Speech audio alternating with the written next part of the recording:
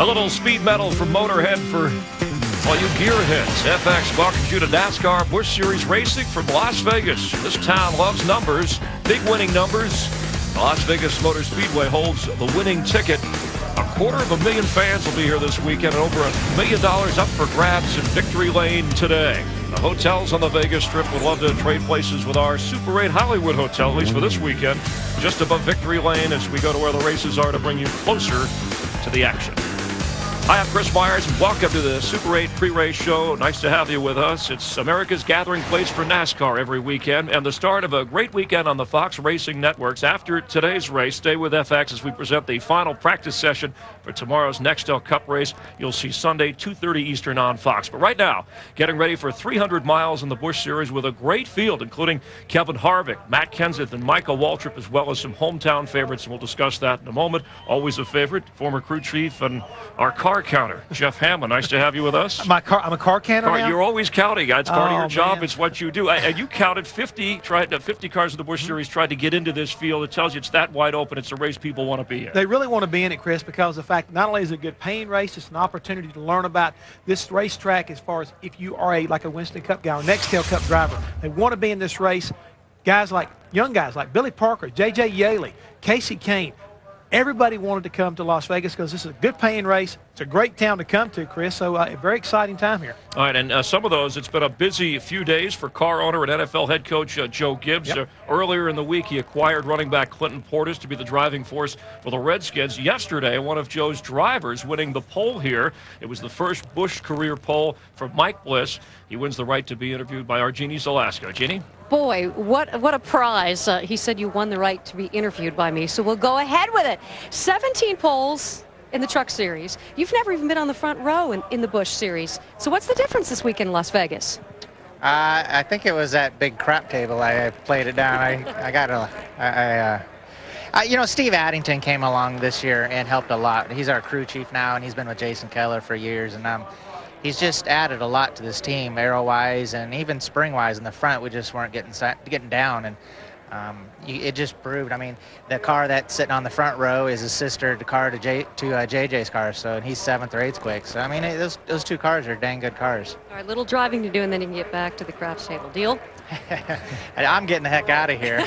I can't wait to get here, and I can't wait to leave. All right, Chris? All right, thanks. Yeah, no salary cap in the Busch Series, but a new crew chief for Mike Bliss, former Truck Series champ. Yeah, I think that's one of the keys right now, Chris, to his success is the fact Steve Addington's come over. This is a brand-new car that Steve wanted to build for Mike, and the dividends have already paid off because he's on the pole now. If they can just close the deal and get to Victory Lane.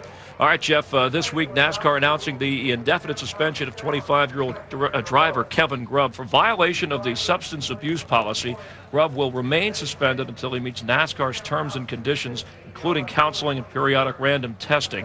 NASCAR President Mike Helton said that there is a moral responsibility to protect the integrity of the sport. Some heard this news, and although the situations aren't identical, they say, hey, well, Scott Wimmer, he didn't receive any kind of punishment. Well, I mean, things are kind of like up in the air as far as Scott Wimmer is concerned, but they're two separate issues, at least at this point. And you need to kind of point out the fact that NASCAR doesn't do any kind of random testing. They do what they call reasonable suspicion testing, and what that means is if they believe something's going on, they need to do a test to do two things. Number one, either to clear that person's name or to get that person some help. So that's what NASCAR is all about, is to keep the sport as safe and as clean as possible. All right, reasonable suspicion, no random testing. All right, thanks, Jeff. We're just getting cranked up here in Las Vegas, and as we get set for Busch Series racing, you're going to hear from the Busch brothers.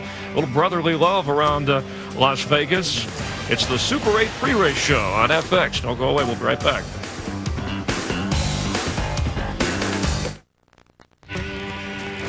Welcome back to the Busch Series Super 8 pre-race show here on FX, and we're located just a few miles north of the famous Las Vegas Strip. And on the car ride in, as you get to the track, this is one of the sides wishing the native sons of Las Vegas, Kurt and Kyle Busch and Brendan Gaughan, the best of luck. And there's a look at the 18-year-old who will make racing, of course, today in the Busch race, but on Sunday on Fox, as we welcome Kurt Busch, his older brother, his first Cup race, and you must be awfully proud. Gentlemen, it's great. It's a big day for the Busch family. And Mom's going to be working as a scorer, and Dad's up on top being a spotter for Kyle. it's a big day with all the brother history and the family history in NASCAR as well. And thanks for being with us here in the Hollywood Hotel. How do three guys, when they talk about how this sport has grown and spread out, last year we had guys from California, but this race represents guys from 23 different states. But how do three guys from Vegas end up racing in the Cup race tomorrow? I don't know how timing's all worked out. It's been a challenge for one thing to get to this point, and then to have my little brother follow in my footsteps, and then Brendan Gaughan, he's a strong challenger. It's just the way fate is. You never know how to predict things, and especially in Vegas, of course. But I think all of us just working hard from the ground up and understanding cars and being in one place at the right time to find the right car owner, find the right sponsors, things came together for us. Well, it's almost like you beat the odds by most people's standards, thinking you need to be on at least the Eastern Seaboard if you want to be a successful Cup driver, a Busch driver. But a few seconds ago we were talking about the little 3/8 mile bull ring right outside of the Speedway here, where you kids grew up. I mean, a lot of good things. And the way you described it, this track has gone through a lot of transitions. Also, good learning place. It was just tremendous to grow up in this area because it's not known for its racing. But we attacked it. My father taught me cars from the ground up. We raced all around the Southwest. But I think the key to the West Coast drivers getting a start was that Tucson Winter Heat Series back about 10 years ago. That's where Hornaday got picked up by Dale Earnhardt Sr. That opened the door. Greg Biffle came through. I was fortunate enough. Harvick, now my little brother. Now there's guys from the Northwest. Casey Kane. He's from Washington. And so if there's a passion for racing, then you can find your way to the big time. And, if you follow the crowd in Vegas, sooner or later you end up maybe in a buffet line. But if you follow Kyle Busch around town, sooner or later you end up racing a car. Here's the driver of the 5 cars he takes around his old stomping grounds. Hi, I'm Kyle Busch. Welcome to bright and sunny Las Vegas, Nevada, and of course, my childhood home. Las Vegas is known for a lot of things, none of which is racing. So people are always asking my brother and I, how'd you get into it? Well, it all started when my grandfather was taking my dad to races, and then my dad started taking my brother to races, and then I came along, and I was always into it from then. It just all escalated from there. And right there's my bedroom window, where of course I had all my NASCAR memorabilia. Oh yeah, my Jeff Gordon fan club membership.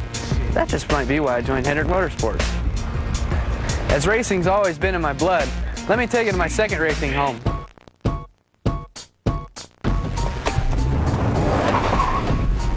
When I wasn't at home messing with big cars, I was here messing with small cars. Come inside, let me show you. Before you get to big car racing, you gotta start out small. RC cars, what a way to start out. Working here and hanging out here for 10 or so years, you definitely learn all the ropes of RC cars. Here's your TC3 electric version. You start out there. Then you get to the more complicated stuff, the Nitro TC3. Unlike at a car lot where you're buying a car, here you think you're buying a car, which what it is, it's a box full of parts. You gotta put the thing together. See this RC Nitro engine? This is what you need to go fast. I always had to tune it for my brother. Y'all know him. And every Saturday night that we weren't racing out at the big track, we'd be racing right out here. And you'd all know who'd win, of course. So we'll have to see what happens on Sunday. And of course in Hobbytown, USA, we all have all of our various diecasts. But my favorite, the NASCAR diecasts. Oh yeah, check this out, one more thing. Yeah, Kyle Busch action figure, someday. That's right. Big pimpin', baby. And we're back with brother Kurt. Any reaction there? Oh, he's hilarious, isn't he? I think he won a few races when he was racing here. What do you think? 1, 2? He was awesome, and he did a good job with that little skit. But tell me one thing though, who's more messier?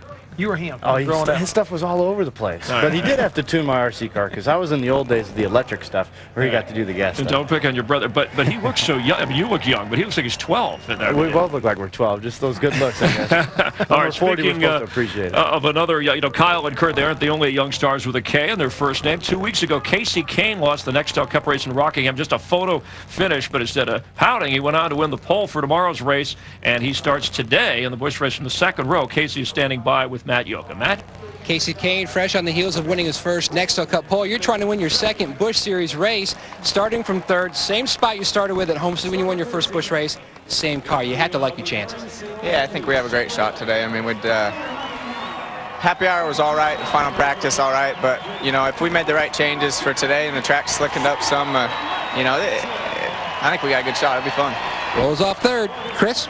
All right, thanks, Matt. Back with Kurt. You know, just when you came in, when we talk about cup racing to the Las Vegas race last year, you were the points leader. You're 7th in the point system now. How do you approach things differently based on the new point system? Well, there's a bunch of different ways to look at it, and I think it's going to be up to the right teams to be able to play out this new tire the right way. I mean, you can abuse it, you can run hard real quick, or you can be the guy that saves your setup more towards the end of the run. 30 laps in, that's when you come to the front. And so I think that's what it's going to take to win this Nextel Cup Points Championship, is to be the guy at the end of the year that comes in, 10 races to go, he's the heat. All right, we'll continue with Kurt Busch. We'll talk a little Busch and Cup racing as we continue from the Hollywood Hotel, getting closer to the start of today's Sam's Town 300-mile race here on FX. So the drivers are getting ready. Stick around.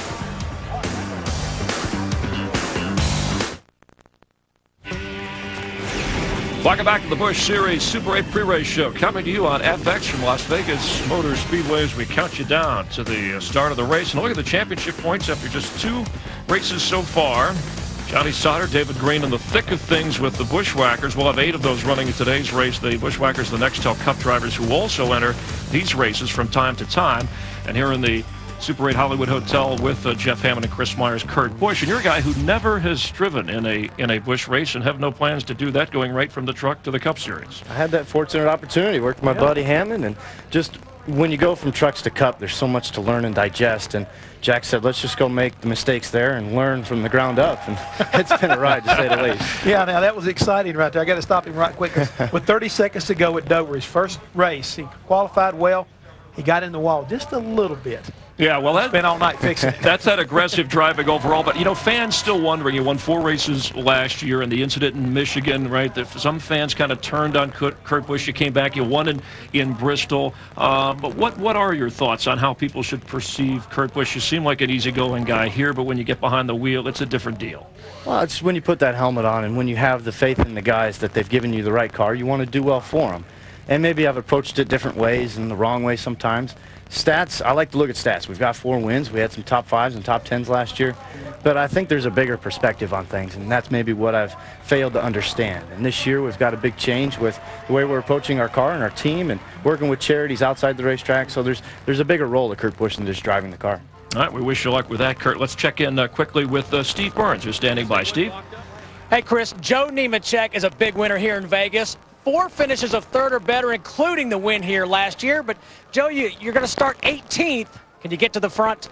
I definitely think so. Our Cellular One Chevy is working very well. I messed up qualifying. We should have had a shot at the pole, and I just got the car a little bit too nervous getting in the corners, and when you're loose, you can't go. So the new tires Goodyear has, they wear out. Handling is going to be a premium, and Brian Patty, this whole Cell One group has worked hard, and the car's good. All right, best of luck, Joe Nemechek. He's led 6 out of 7 races here, Chris, for a total of over 200 laps. Thanks, Steve and Joe. And let's bring in the guys who will be calling today's race, the voices of NASCAR and Fox and FX, Mike Joy, Larry McReynolds, and Darrell Waltrip in the booth. Guys? Thanks, Chris, and hi, everybody. Darrell, 15 drivers in this race will be making their first Busch Series start at Las Vegas. You've got 8 or 9 of these Bushwhackers, the Cup drivers who moonlight on Saturday in the field. Does this grippy racetrack and the change in temperature and track conditions from yesterday's last practice really favor the veteran drivers or those young kids who just want to stand on it? I think it's still the kids. I think that the drivers that have a lot of experience, they keep wanting to go back to what they did 20 years or 10 years ago. I'm thinking 20 myself, but 10 years ago, and that just doesn't work today. Talk to Mark Martin, and we said last night, he told me, he said, you just can't the driver can't make those decisions. He's got to make it with the crew chief and the engineer. And so I think the kids are more acceptable to that kind of strategy than the veterans are. Larry, tire management's going to be so big in Sunday's Nextel Cup race. What about in this race for 200 laps? Well, it's the same tire that the Nextel Cup cars run. Now, these guys have a reduction of the rear spoiler, not quite as much as Nextel Cup cars. They only took a 1/4 inch from 2003. But what I've seen so far, it's a fine line. I think we've got 5 or 6 cars in this field that are going to hit the setup. We've got a bunch that's going to struggle. And the happy hour last night, the final practice, it pretty much didn't let these guys learn anything because the track temperature today is probably about 40 degrees warmer than it was last night. A lot of teams said, hey, we just went out and make sure nothing was going to fall off and nothing was leaking because we wasn't going to learn anything at all. What I've got to know from Kurt Busch, after years of stocking supermarket shelves, working the night shift with the water department here in Las Vegas, you walk in this racetrack and you got to just pinch yourself at what's happened to you? It's phenomenal. Just being in this position, I feel as if everything's come together, and I'm very happy to represent my sponsors and my team, and very fortunate to be here. I mean, it just takes a lot of people in a lot of different circumstances to fall in the right place. Well, I don't know if people realize you actually studied for a while to be a pharmacist, right? I mean, that was a possibility of going in that career path. What happened there? Well, I studied it, and I went to the University of Arizona. They have a strong pharmaceutical school there, and was off racing too many weekends out of the year. I'd meet my dad at this track, or I'd go watch a Southwest Series race at this place, and just got behind in school because this was my dream. This is what I wanted to do, but you have to always have something to fall back on. And I wanted to do that. I wanted to do this. Racing ended up pretty damn good. You talk about a dream. What about the fact that this season, what would be a good, I mean, besides winning championship, what's the plan for you this year? Well, this year, there's so many different variables that we have to adjust to with the new motors at Roush Racing, working together with Yates, the Ford Racing program. And then we've got the new spoiler, the new tire. There's so many unknowns and variables going into each week. You know, we sit down before the season. You want to have some wins. You want to have some top tens. And we're looking to get ourselves in position for that final 10 race stretch. And we're saving some tests for the end of the year as well. So we want to hit it hard at the end of the year. Hey, Kurt, this is DW. Let me ask you something. I hear these younger drivers like yourself always talking about running the tracks on their computers. Can you tell me, what does that mean? I mean, what are you doing when you go sit in the motorhome and run the track on your computer? I want to call up EA Sports and say we got to put tire management into the video games, because that's what we're going to have nowadays. But if you're a driver from the Busch Series or Truck Series coming up, you can go run Sears Point, or you can go run Watkins Glen. You can get the racing line. There's not much to see on the video games except for just the different challenge that you can come up with from EA Sports. They do different things against Nextel Cup drivers, but you know, the biggest thing is staying in tune with the crew chief and knowing what the engineer wants to do, and making sure, and all the crew chiefs are always working together too. Staying on the same page with them is the biggest key. All right, DW and the guys will be ready to call the race here in just a couple of moments. Let's quickly check in. We talked about the different people represented in this Busch race from 23 different states. From New Jersey, Martin Truex Jr., and he's standing by with our Dick Bergman. Dick? Well, Martin Truex has had a good record here in the Busch Series. He's finished second 3 times. You start 4th today. Is today the big day? Well, I don't know. Just lucky to be here in Las Vegas. Exciting place to race, and got a really good car. Bass Pro car has been real good all weekend, and Bono and the guys did a great job as always. And you know, hopefully we can keep it up front all day. Got a good starting spot, so I look forward to the race. Good luck today, Chris. All right, thanks, Dick. As we get ready here to go racing, an exceptional crowd here. And as we said, 250,000 people through the course of this weekend. There was a great crowd on Friday to check out qualifying and gearing up for a big weekend, special moment at a track where the testing and the tweaking is over with. The game plans are locked in. Kurt, any last-minute advice that you might have for Kyle if he were listening? Smooth with the tires. What'd you call it? Little shrub. Little shrub. That's real nice. Way to expose him in his moment of glory. Kyle's the youngest in the field at 18. Mike Harmon, the oldest. Let's go down trackside for opening ceremony. Ladies and gentlemen, at this time, I'd like to invite all of you to please rise and remain standing, please. Here for the invocation from the Motor Racing Outreach, Mr. Kenny Satterwhite. He'll be followed by today's national anthem to be performed by Mr. Charlie Daniels. Let's pray. Father, we humbly stop and invite your presence with us here today. We thank you for the provision for all our needs. Father, we ask that you would protect us, that you would surround us with your angels for each one of us that are involved in this event today. And at the end of this day, Father, we ask that you would help us to praise you for all good things. We ask this in Jesus' name. Amen.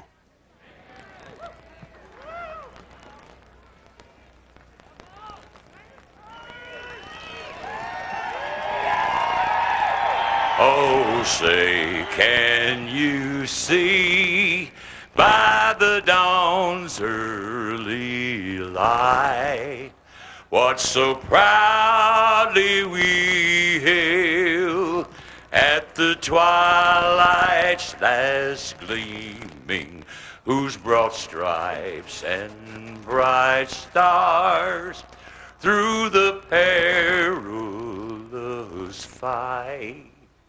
Oh, the ramparts we watched were so gallantly streaming, and the rocket's red glare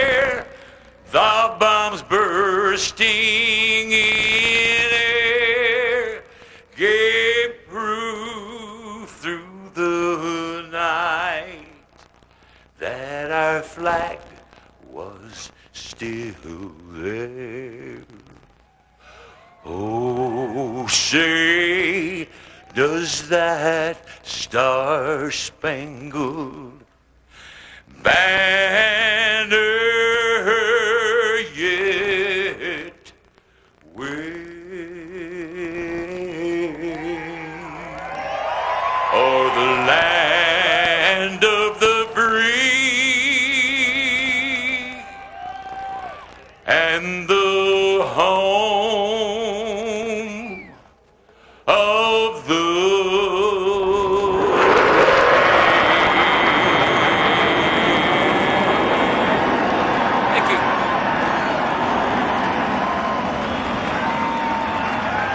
A stirring rendition of our national anthem from Charlie Daniels, and the devil may have gone down to Georgia, but racing has come west. Las Vegas Motor Speedway, first track west of the Mississippi to host a Busch Series race as the drivers getting into their cars after standing with their helmets off for the opening ceremonies. And we're getting ready to go racing as they get ready as well. Nice to have you along here on FX from Las Vegas.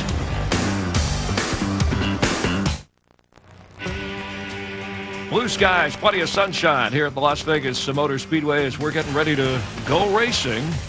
NASCAR Busch Series on FX presented by YJ Stinger and the Castrol starting grid. Mike Bliss, first career Busch Series pole. Also in the, you'll notice in the 66 car, that's the Rusty Wallace owned car. Billy Parker will be driving there, the rookie. Let's check in with Dick Berger. Dick? Well, this is Las Vegas, so I want to know what the odds were. And this morning I wandered around in the garage and talked to crew chiefs, and I talked to crew members, and I said, who's the favorite to win today? And Bobby Hamilton and Greg Biffle's name came up more than anybody else. Both have good cars, both have good starting positions. Biffle has the better record. He has finished as high as second in the Busch Series here. He has won a truck race here. Those are the two favorites to Jeannie Zelasco. Well, 2 tires or 4 tires, that will inevitably be the question today. And the 99 team of Michael Waltrip already has the answer. They felt like they were burned by a final stop last year when they took 2 tires. So guess what? The magic number this year is 4. The magic color is green. That is long green flag runs. The crew told me if we have a lot of those, this car will be scary fast. Chris? All right, thanks, Jeannie and Dick. Kurt Busch, before we let you go, good luck tomorrow, by the way. What kind of race do you think we'll see today and tomorrow?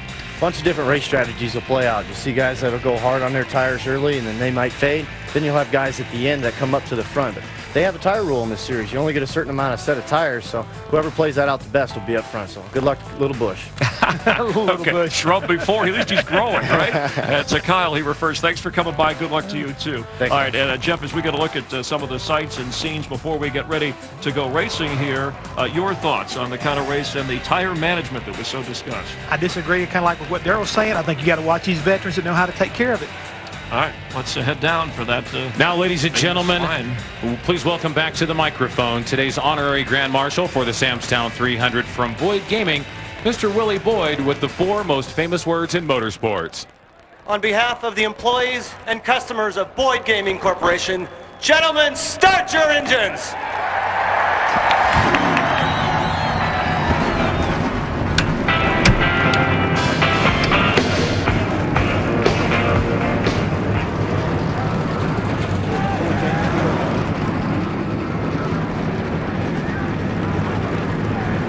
And the gentlemen are getting ready to roll. It's time for the Sam's Town 300 on FX. NASCAR Busch Series on FX presented by YJ Stinger. Presented by the Extreme Energy Drink, and ready for a little energy here in Las Vegas. The energy never stops through all hours as over 100,000 fans here to catch up on these drivers. Who's going to cash in on more than $1.5 million? Larry, Mike, and Daryl, as the cars are ready to roll. Gentlemen, start your announcing. Well, the skies are clear here, Chris, but there's a storm brewing. Daryl says one of those young guys with his foot to the floor all the time is going to win. Jeff Hammond said it's going to be a wily veteran. Larry, help me out. Well, I think it's going to be the guy that takes care of those tires. And I want to go back to what Jeannie Zelasco was talking about. If you got burned a year ago by just changing 2 tires, trust me, you will definitely get burned this race because they've softened the tires. The left sides especially, they're getting as much work as the right side. And I want to follow up on what Kurt Busch was talking about. That's where the real burden comes on the crew chief. You have a select number set of tires you can change on the caution. It's 3 sets. This is a 200-lap race, so there's a big burden there on those crew chiefs. Now, crew chief, buddy, if my car handles real good, I don't have to worry about the tires because the car is going to handle good, and the car will take care of them. Why you want me to take care of them? Because we want to be there at the end of this long run. You're supposed to fix that before we ever got going. You lead you a bunch of laps, but then you're going to say, I'm loose. Listen, I'm going to drop, when they drop the green flag, I'm going to go as hard as I can because the tires are going to fall off. Yes, they are. And so I want to be as far ahead of everybody else so when they do fall off, by the time they catch me, I'm going to come get me some more. 4 more. Yeah, baby. All right, I got it. I want veteran crew chief. There you go. All right. All right. We got it. Let's go to pit road. Mike, it's a huge day for 27-year-old J.J. Yaley, the protege of Nextel Cup champion Tony Stewart. Marks his Busch Series debut, and in a big way qualified 7th today. The goals just to get comfortable in his race car. Remember, he's never raced with mirrors before except for his IROC debut at Daytona, so it'll be the 2nd time with a mirror. First time running in a stock car race with all these cars around. He's got to get used to that aero feel. Testing and practice is one thing, racing is another. Steve Burns? Well, Matt, David Green won the NASCAR Busch Series title 10 years ago, almost won it last year. He is a wily veteran. His team tested here. They weren't that happy with the test, came back here this weekend, and they weren't any better. They've been trying to get that car balanced, a term you'll hear a lot this weekend. Paul Wolf and Gus Watson take up road number 19. Bombardier, a company that makes fun gear for warm weather, for cold weather, and in between, brings you the weather conditions. Now, I'm going to tell you, we talk about the weather. Look at this track temperature, 122 degrees. That's actually about 50 degrees warmer than last night. You see the air temperature, 68 degrees. That's about 20 degrees warmer. These cars are definitely going to slide around during this race. Yeah, earlier today it was 105, and not only that, but yesterday afternoon, Larry, it was 85 degrees. So that's a huge change, and that's going to make a huge change in these cars. Crew chiefs had to work hard this morning to build adjustments into those cars they can make during these pit stops. And I really think that the Cup guys, you know, they get out there and they get to practice on the track similar to what it is today. I think that's a big plus. Most of those are older guys. Older guys? Yeah, older guys. Okay, with so are you changing your vote on me? Oh, no, I'm going with the young kid and the old crew chief. I think that's the ticket. 200 laps make up the 300-mile distance of today's race. Pit road speed 45 miles per hour. That's where the young guys could get in trouble, Darrell. If we do have green flag stops, we've seen it time and time again. Getting on the pit road here, it sits almost right in the middle of turn 4, the entrance. That's where the veterans could prevail, knowing how hard to push that car coming to pit road under green. Those cones down there, too, getting in on pit road. You got to be single file when you get there, so you can't do any racing. There's not enough room to anyway. But that's going to be another problem.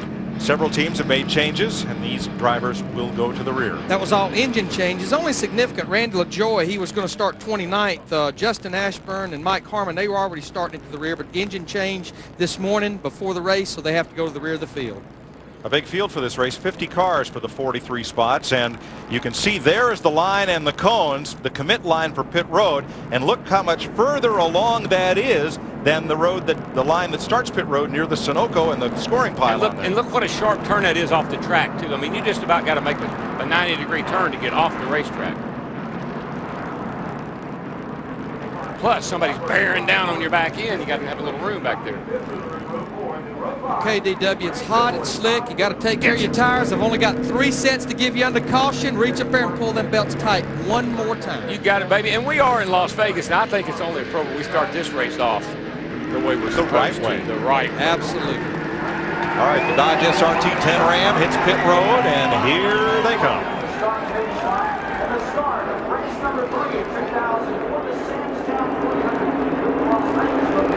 Boogity, boogity, boogity, boys. Viva Las Vegas. Bobby Hamilton Jr., that 25 car on the outside, he'd love to win that race in the turn 1. He's going to do it now. He'll bring it to the bottom. Everybody be right around the bottom on these fresh tires. Got a good run off turn 2 as well, about 3 car lengths.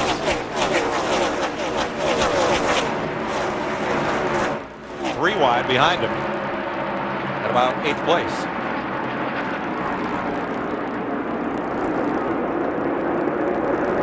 I expect to see that upper groove, the higher groove, really start to work for some of these guys. Because as they start sliding up the racetrack, they're going to have to be able to utilize that. Right now, Bobby Hamilton Jr. in the 25 car, you heard the report in the beginning. That's the car that everybody was pointing to, and he's pulled out to about 20 car lengths going down the backstretch. Young driver. Wily old crew chief. Harold Holly. And he's one of the ones that elected. In fact, he told me they made race practice runs in qualifying practice yesterday. Last night, he said, we just did a little bit of testing. We put the car how it was the best yesterday. Guys, one thing I've been watching already, J.J. Yaley started the race in 7th place and has already fell back to 17th. Young man's gotten caught up in this race condition type situation he's not used to, but he's going to the back of the pack in a hurry. Yeah, the 18 car. And Darrell, wouldn't you agree, what he needs to accomplish here is run 200 laps. That should be his biggest agenda. And when you've been out there by yourself, qualifying and qualified well, but you get cars all around you, and these cars move a lot more than people realize. There's a lot of air moving around, and that moves the car around. Hamilton Jr. has checked out in 3 laps. He's built up a 1.7-second lead. And you don't see that often. And back to Yaley just a little bit. I mean, he's doing the smart thing. Get somewhere where you're comfortable. Hopefully it won't be at the end of the longest line.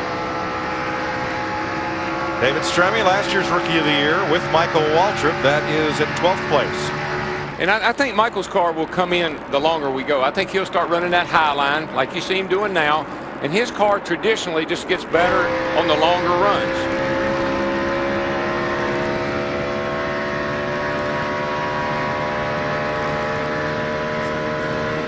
Three wide right behind J.J. Yaley's number 18. Jason Keller, 22, lifts. So we can get back to double file there. Mike Wallace in the picture. Paul Menard up top in the 33. And Yaley's got a spotter that's telling him, you know, 3 wide and you're in the middle, and, you know, he's dealing with things he hadn't had to deal with before. He's processing information right now, and he can use it to his advantage later on, maybe. 59 car Stacy Compton underneath the 33 car Paul Menard. This is a battle back there for about 22nd, 23rd.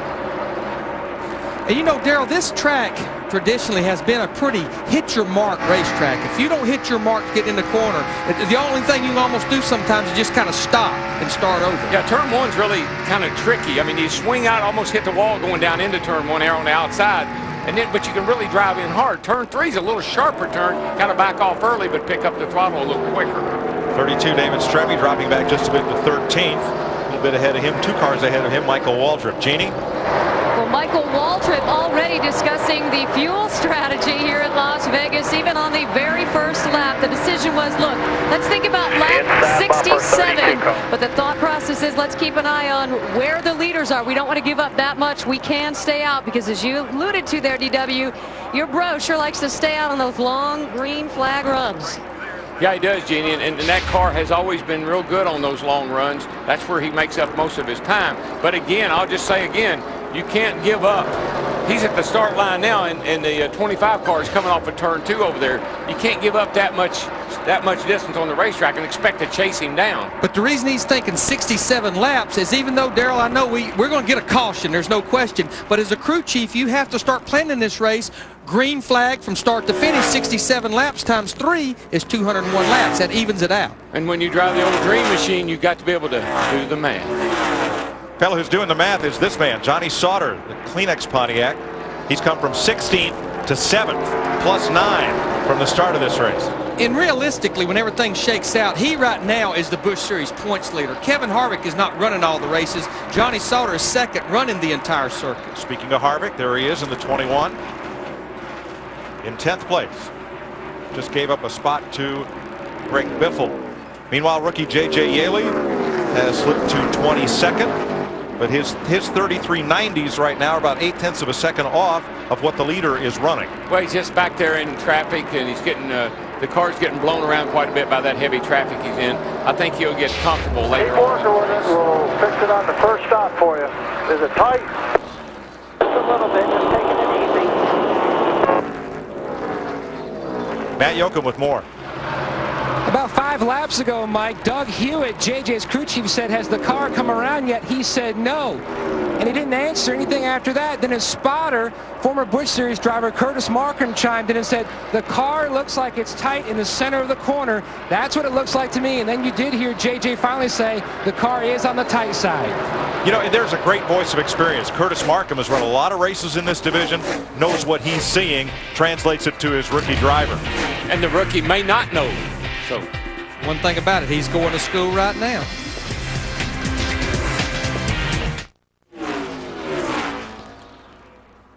After 15 laps, Bobby Hamilton Jr.'s lead on Martin Truex Jr. It had climbed to nearly 3 seconds. It's now down to 2.2. And the only driver who's running lap times equal to Hamilton right now is the number 9 of Matt Kenseth in 12th place. Yeah, he's definitely mowing them down back here coming through the field now. Looked like the car really came to him here in the last few laps. Joe Nemechek following a game plan. Up to 5th place now, Steve.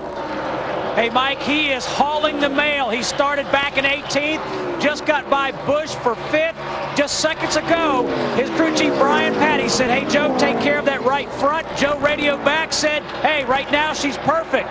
Brian said, then take advantage of it. That's what he's doing. His car almost runs below the white line as he goes underneath Robbie Gordon in the 55 car. That's a battle for 4th right now. He definitely has the best race car out there.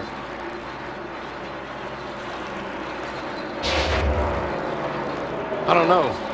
He might have the best one out there, but I like his position. I like 25's position better. Look at that lead in just 17 laps, and I think Hamilton Jr.'s pedaled it a little bit. He had that lead up to about 3 seconds. Yeah, now he's on cruise control. Well, he passed a few cars here, and a couple of 3-lap cars took him out for the bottom of the racetrack, cost him a little time. You know, the way this team, the 25 team, ended up the season last year, you got to believe that they're going to be a strong contender for that Busch Championship this year, because he came on really strong. He gained more points than anybody at the end of last year. 3 wide back there.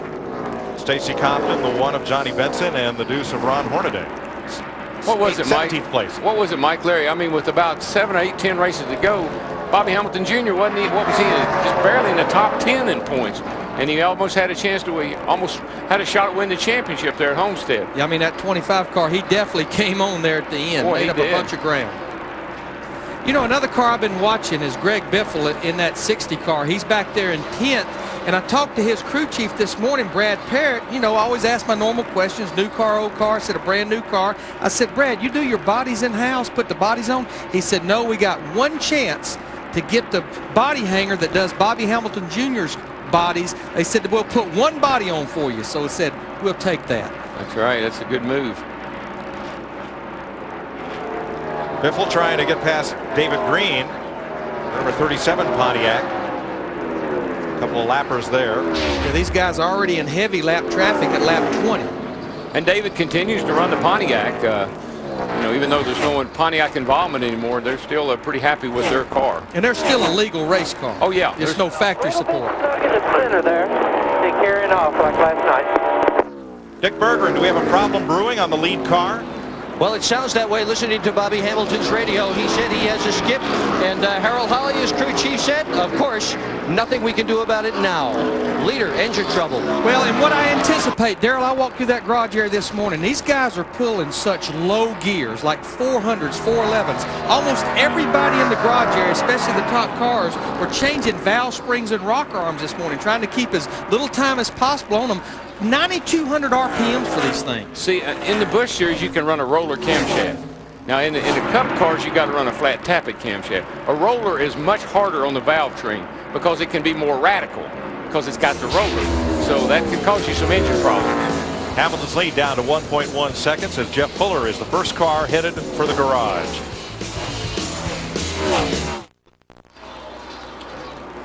Welcome back to Las Vegas, where prior to today, Bobby Hamilton Jr. had led only 1 lap in 3 previous starts. Today, he's led all 26 of them so far, and he's pumped his margin over Martin Truex Jr. back up to 1.9 seconds. I believe Truex is closing though, Mike. I just keep watching him through the corners here. And his car looks like it's getting better, and Bobby's might be falling off a little bit. But all of a sudden, Bobby Hamilton Jr. in 25, his lap times have picked back up just a little bit, Darrell. Well, he probably felt out that skip he had to decide if there's anything serious or not.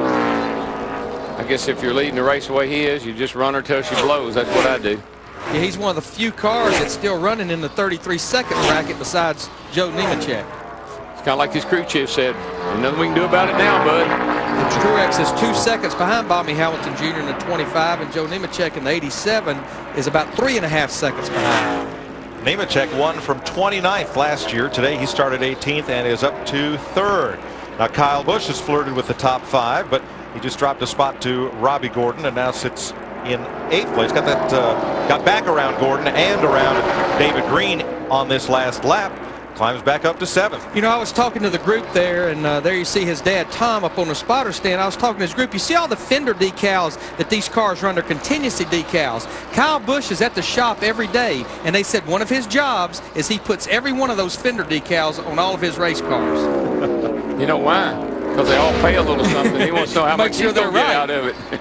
Don't want to leave one off. It might pay a big There buck. you see, though, a prime example. He was going down in the corner, right in the middle. The car just jumped sideways with him. The only thing you can do is just back off the throttle. Yeah, see, a young driver like that, his heart will recover a lot quicker than an old driver. Kyle Busch will make his Nextel Cup debut tomorrow, and you'll see it live on Fox. David Green just took the air off the spoiler of one of those cars to the inside. Got a bit squirrely, but hung on. And David Green, now he's marching to the front, and so is the other Pontiac in the field, teammate Johnny Sauter. Sauter started 16th, and he's climbed up into this battle for 7th. Jeannie? Well, for good reason, Mike. I spoke to Newt Moore, Johnny Sauter's crew chief, this morning. He told me the only way to win here was to go hard. So he put a lot of gear into this car. He said, I hope it doesn't blow up. Well, Johnny is actually having some, maybe you want to call it ignition problems. They're not sure. Johnny's saying, quote, it's on the chip every lap, essentially limiting the engine from turning too many RPMs. They switched to the other ignition box. Johnny's saying that's better, I guess, but I think we got the wrong chip in here. But looks like it's working right now. Steve? Well, Jeannie, we said at the top of the show, David Green and his crew chief, Jason Ratcliffe, were concerned about getting that car balanced. Right now, it's a little bit tight from the center off, but that's good. They got the car too loose going into the corners yesterday in practice. Jason Ratcliffe saying David does not like that sensation at all. And we need to explain. Oh, trouble over here in turn 2, guys. The car around and bam, gets hit. Caution is out. Whoa, he boy. just about got it again. He did get it again. Yeah. Somebody clipped him as he went by. I can't tell who that is. That was the 51 on the bottom. Shane Sieg, one of the 15 drivers running his first Las Vegas Busch race. There's Stacy Compton, who was involved. There's Sieg in the 51. Compton clipped him as he went by.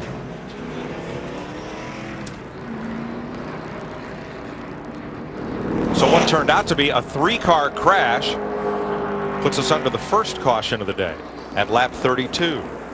A lot of damage to the left front fender, Stacy Compton in the 59. So you don't have to use the brakes as much.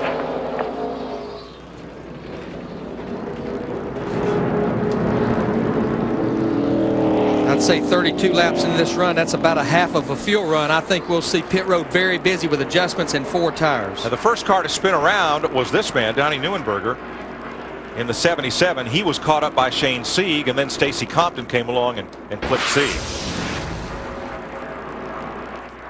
It's coming off turn 2 right there. Yeah, he just gets loose. Nobody's around him, but then he gets nailed right there by the 51 car. And then Compton was trying to go by on the inside there and clipped him.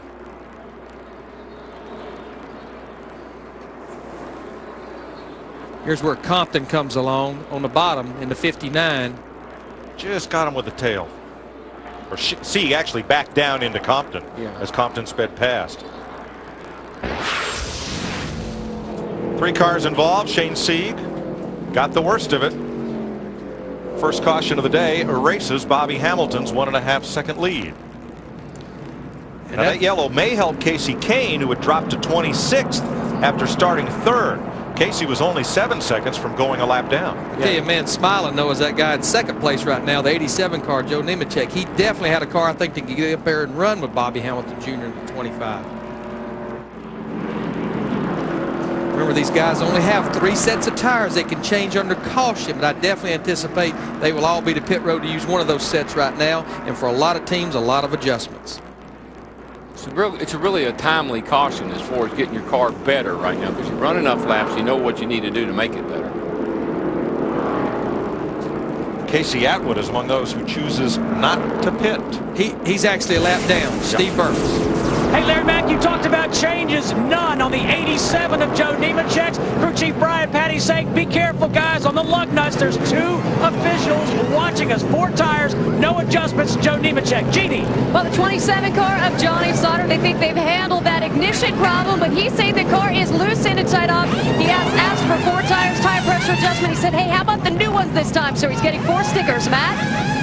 The driver who led the most laps here last year, Kevin Harvick, made a track bar adjustment. His car was tight, a little slow on the left rear, and an air pressure adjustment as well. Dick?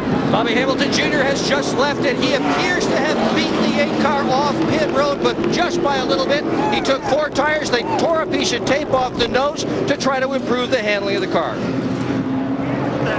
Donnie Neuenberger took his BG Products Ford to the garage, the car that initiated that 3-car dust up in turn number 2.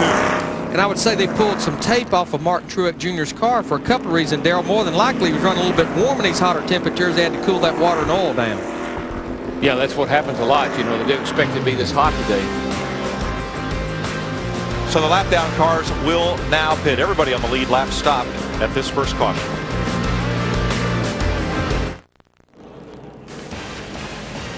Welcome back to the Samstown 300. 3rd race of the NASCAR Busch Series. Let's again show you what brought out the first caution of the day at lap 32. Donnie Neuenberger gets sideways and slides up to the top of the racetrack. He's T-boned by Shane Sieg, who slides down into the path of not 1 but 2 cars. The 00 and let's see here. There goes Jason Leffler, gets him, and then Stacy Compton. It's almost like Stacy Compton got into the debris more than anything.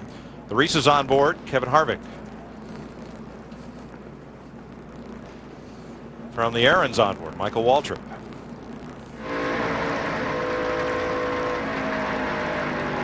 I'm sure that spotter was all in his ear telling him what he needed to do right there. And Jason Leffler's made a couple of pit stops for right side repair. Cleanup continues. We'll take a pit stop. You're watching NASCAR on FX.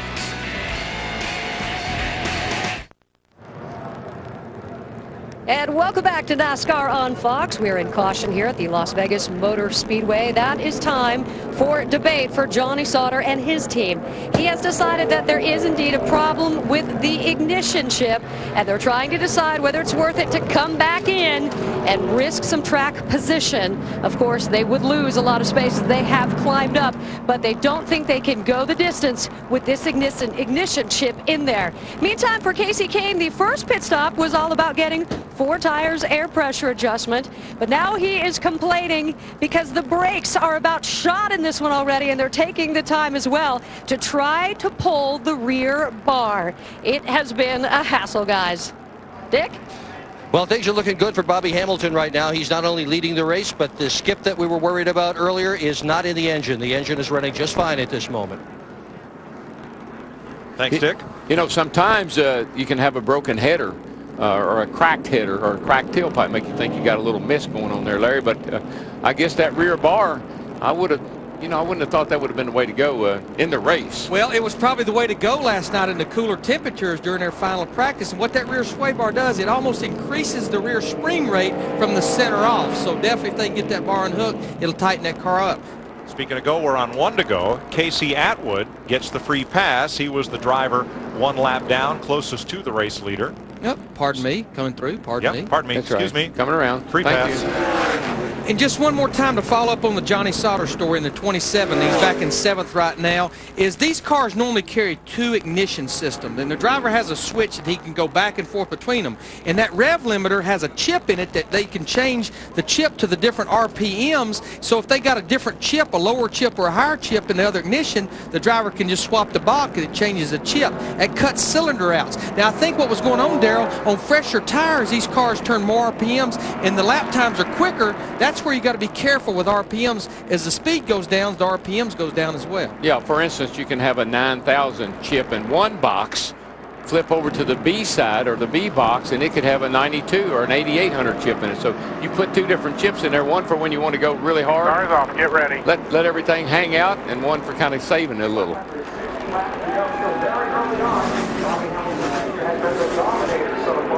Green, green, green. Teams have the chip. You viewers have the remote. We'll tell you when to use it in just a minute here. Bobby Hamilton Jr., our leader, being challenged by Martin Truex Jr., Joe Nemechek, David Stremme, Kyle Busch, Robbie Gordon, Johnny Sauter, and pole sitter Mike Bliss. Trying to all get by the lap car, the 10 car there of Jason Schuler, who was a lap down on the inside. The group that really won the battle off pit road was David Stremme in that 32 car, the Todd Losey crew. They moved his guy up in the top 5 after that pit stop. All right, folks, you got your hand firmly on that remote. You got that surround sound system you got for Christmas. How about cranking it up for a few laps?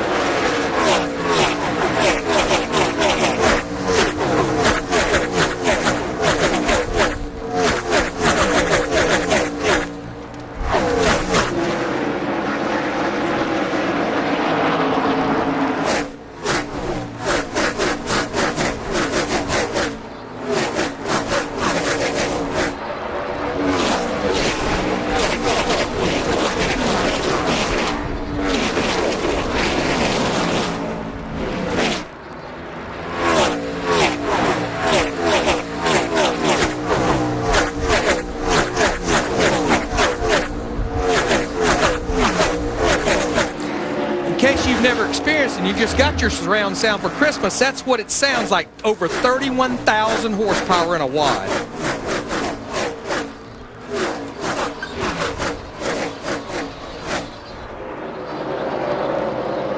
You see Matt Kenseth in that 9 car continues to move ahead. This is a battle right now with Mike Bliss in the 20, Michael Waltrip in the 99. That's a battle back there for 10th. Matt Kenseth, it's taken him 43 laps, but he's there. He's in the top 10. And Michael's back up on the outside. I think fresh tires, he really goes good out there on that outside. He may have worn his first set out trying to run the high groove.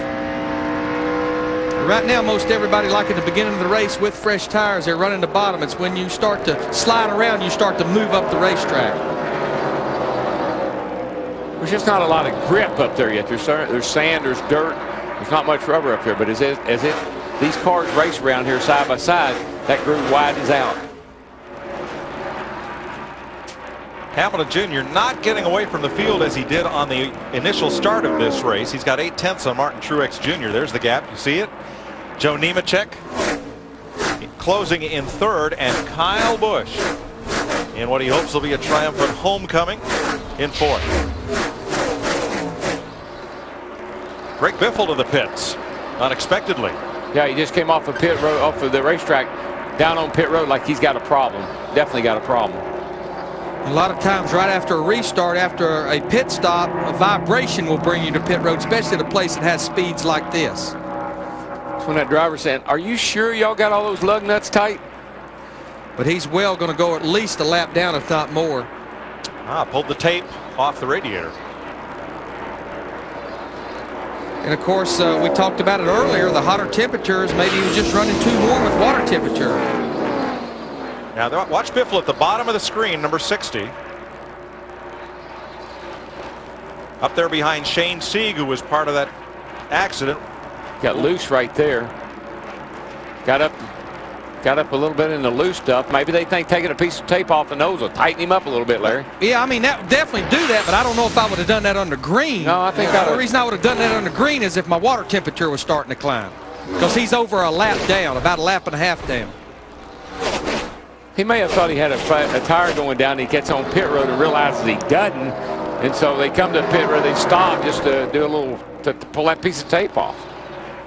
00 Jason Leffler, the Haas Automation Chevy, trying to climb back up through after being one of 4 cars involved in that caution. And just ahead of him, driving for Tommy Baldwin in the 6, going for New York's Paul Wolfe. And that's actually his last race in this car, Tommy Baldwin. They're going through several drivers. Their next race at Texas will be with the, I think, the Silver Crowns racer Tracy Hines. Mark McFarland's going to drive some races. I think they're just going through a selection of drivers trying to pick who's going to drive this car maybe full time in 2005. Let's check with Dick Berggren. Temperatures were going up on that number 60 car of Greg Biffle, Mike, and that's why he pitted. They were worried about that engine. Remember what happened 2 weeks ago at Rockingham, running like Jack the Bear right out front, and they lost one. They didn't want to take any chances at all today, so they pitted just to be sure they didn't hurt that motor. Yeah, I mean, Dick, you'd have to, you know, the water temperature would have to be climbing significantly again to make that green flag stop to pull tape off. You know, they probably said under caution there that how's everything look, how's your gauges look, which crew chief does. He probably didn't realize how hot that thing was till he got back racing again. Fifth place battle here. 27 is Johnny Sauter, one of Jim Sauter's 11 kids from Necedah, Wisconsin, several of whom have had great careers in NASCAR. Johnny, by his move to Nextel Cup this season, will be the most accomplished of them, and quite a number of Cup races for the Mueller brothers and other teams in a very long career. You know, but once again, as we ride with David Stremme in the 32 car back in 6th position, this is another one of those racetracks he's never raced at. How good is this kid going to be when he goes back to some of these racetracks for the second, third time? And Darrell, that seems to be the one key ingredient that owners are looking for. Really bad. Is it driving anywhere, or is it just getting vibrating bad? Vibrating really bad. That's 32 David Stremme, and I say that they look for the drivers who can adapt to racetracks they've never been to. Jeannie? Well, guys, we heard it on the radio right there. David Stremme radioing in saying there is a vibration. It's getting worse and worse. And just moments ago, he came on and said, look, I really want to pit. This is not good. No, I mean, these guys are entering these corners at the end of these straightays, 180 plus miles per hour. As long as you're there, that's all. They said nothing's going to fall out, so I'm thinking it's equalizing what it's doing, but try to give us a few more laps if you can. All right, what he's telling him, they think he has an equalized tire. These tires run an inner liner. It's a safety tire within the tire, and it has an air pressure of its own. And what happens, those air pressures, if for some reason they leak across and the air pressures become the same, that's an equalized tire. And Darrell, the way Dale Earnhardt described it to me, it's shaking my fillings out of my teeth. Exactly. Now, he will pit as Greg Biffle pitted because in the big picture of running the entire... Drive fine. We better pit here in the next 2 laps. Running the entire Busch Series season. They'll give up some here to try to get a finish and get as many points as they can because they're running the whole season. Yeah, and you don't want to sit out there until something happens. Right. So you got to bring it to pit road. And you leave it up to the driver, which I always hated, because you come to pit road and you go back out and you say, what did they find? What did you find? It says, nothing. Yeah, isn't that the worst thing a crew chief can say? Can you stand it? Yeah. Until the next pit stop. Dave Blaney, 31. The two of Ron Hornaday battle side by side, and they got lots of company. This is a battle back there for about 19th. And yes, they do. Billy Parker there in the 66 car, the yellow car. That's the car owned by Rusty Wallace. Barry Dobson, the team manager, making their first Busch Series start, running a limited schedule. Johnny Benson in the 1 car. Catfish Parker. They call him Catfish. I asked Barry Dodson, the general manager, where I said, is that because he's a bottom sucker? Oh. It's because his dad's a famous fisherman, I hope. Oh, that's what it is. Stremme's going to pit. Yeah, he couldn't take it any longer, which is, I think, very wise. He just got to hope now, Larry, that's like always, that maybe they'll cycle through. Jeannie. Well, this is maybe one of the worst kept secrets of the track because we've been talking about it now for a couple of minutes. Here comes the 32 car of David Stremme as Larry Mack so eloquently explained the equalized tire problem. So the plan right now is to just get him 4 tires, 4 good tires, he hopes, and of course fuel to get right back out on the track. Yeah, I mean, they have no choice, Jeannie. They have to change 4 tires because there's no way for that driver to tell which one may be equalized. Now, the other unscheduled stop was that of Greg Biffle. Jeff? Mike, what I've been seeing from down here is the fact that Greg Biffle stopped to get that engine problem took care of. He's at least in position to get the pardon in case a caution does come out. He's been making his way back up through the field, so he's got a good race car. So this could have been a good move on his crew chief's part to keep that engine running because he's still got a strong ride. 56 complete, 144 laps to go. How about this battle for the lead we got here right now? Bobby Hamilton Jr., the 25, Martin Truex in the 8, and right there behind them, lurking in the 87 car, Joe Nemechek, come from deep in the field. We have us a battle now, boys. Darrell, for as little experience on the big tracks as Truex has, you'd never know it. No, but all the drivers I talk to, whether it's Rudiman that drives our truck or whomever it is, when they've never seen these racetracks, you say, how do you do that? They say, they give me good cars. They make it easy for me. I don't have to go out there and worry about the car. Just go out there and worry about finding the line. Truex has finished second in 3 of his last 4 Busch Series races, tracks he's never been to. I know what's on his mind. He wants to change that stat today. Yeah. Bobby Hamilton Jr. with a narrow margin over Joe Nemechek now in NASCAR Busch Racing on FX, presented by YJ Stinger.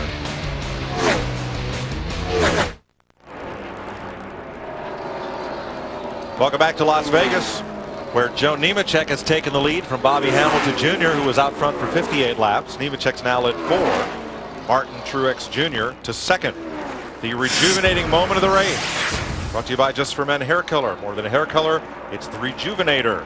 Nemechek, who started 18th today, to the lead. He's been coming all day long. That caution let him make up just a little bit of ground to get up there. Now Martin Truex Jr. also got past Hamilton Jr. for second place. What do you think, Darrell? Is there a problem with Bobby's car? Well, it looked like it wasn't running down the straightaway quite like it had been earlier, but right there, that's just pure handling. Looked like maybe the handles come off the car as well, and that will affect your straightaway speed. You can't get off the corner quite as good. Looked like you got a problem going down the straightaway. The car is definitely backed up, and I'm sure on the next pit stop they can probably put it back like it was when they started the race. I know we documented about Joe Nemechek being the winner here last year, but he has also had 4 top 5 finishes in Busch races here. He always runs well. He's the second biggest mover. Remember, Randy LaJoie had to go to the back due to an engine change. There's the Janiking Chevy for LaJoie. And that's a good run. I mean, yeah, he qualified 29th, and as we talked at the top of the show, they changed engines this morning, had to start 43rd, and he's moved up there to 16th. So these guys have been working their way to the front. They need them another caution to make up some ground. Running a solid 4th, Kyle Busch in his hometown race. Yeah, he's just quietly sitting there, Mike. He's been right there in the top 3, 4, 5, and doing a nice job right now. Dick Berggren. Yeah, and he's got a new nickname as a result of his brother's appearance on our pre-race show. He is now the Shrub. And the car is running pretty well. He just radioed into the crew and said it's a little bit loose off and a little bit tight in the center. But on the last pit stop, they did make it better. They've got some more pit stops to go today. And who knows, this 18-year-old resident of Las Vegas, Nevada could have a big day here and win this thing. Steve Burns. Well, Dick, David Green has been fighting a tight condition. Jason, you guys are running 7th right now. What did you adjust on the race car? What is David saying? We just did a little bit of air pressure for some grip, you know, and just a little wedge in, just trying to adjust on it just a little bit at a time. It's just been so finicky here since we unloaded off the truck. A little adjustment will go a long way. So right now he's not complaining about anything. That 9 car got up behind him a while ago and made him a little loose getting in the corner and got by us, but we'll be in good shape. David Green running 7th. Such a fine line here, Mike. You know, and that's a big challenge for the crew chief as well, is not over-adjusting that race car. If you're a little loose, you just don't want to jump the fence and then make it too tight. What I like about David Green, he sits right there and stays in the top 10. At the end of the day, he gets him a good finish. He's a championship contender. Joe Nemechek with a 2.8-second lead. You're watching the NASCAR Busch Series on FX, presented by YJ Stinger. Glad to have you with us. NASCAR Busch Series on FX, presented by YJ Stinger, and Joe Nemechek from Lakeland, Florida, with his mom Martha in the pits as usual, has the lead with Martin Truex Jr. out of New Jersey running 2nd. Bobby Hamilton Jr. currently 3rd, although he jumped to the early lead in this race, actually led the first 34 laps before having to pit during a caution. Bobby Hamilton Jr. with Mike Bliss on the pole, establishing the early pace for this race. Lap 33, the first caution, a 3-car wreck, Jeff Hammond. Yeah, Donnie Neuenberger gets loose. He gets hit by Shane Sieg, who slides backwards and is hit again by Jason Leffler and Stacy Compton, bringing out that first caution, and Shane Sieg's day ended early. And then on lap 62, Nemechek taking the lead from Bobby Hamilton. And Kyle Busch, as mentioned moments ago, keeping an eye on the Las Vegas younger brother, 18-year-old younger brother of Kurt Busch. Currently in the hunt here. He's been steady 5th. He's been running 4th for much of the day. And as we check on some of the other folks, certainly Casey Kane, a story in the 38 car, back a little bit, and the 66 car, Billy Parker, that's the Rusty Wallace-owned Busch car. Yeah, they came out here, tested back in January. Things are really going well for that team right now. You see a picture right there. Rusty's up on the roof today, helping, kind of like commentate. And I guess you're going to direct his team around a little bit, but he's got the whole Wallace family working with this team. His son Steven as well as Greg is part of this operation. Is that the Roger Penske position that Rusty knows well? That's exactly right.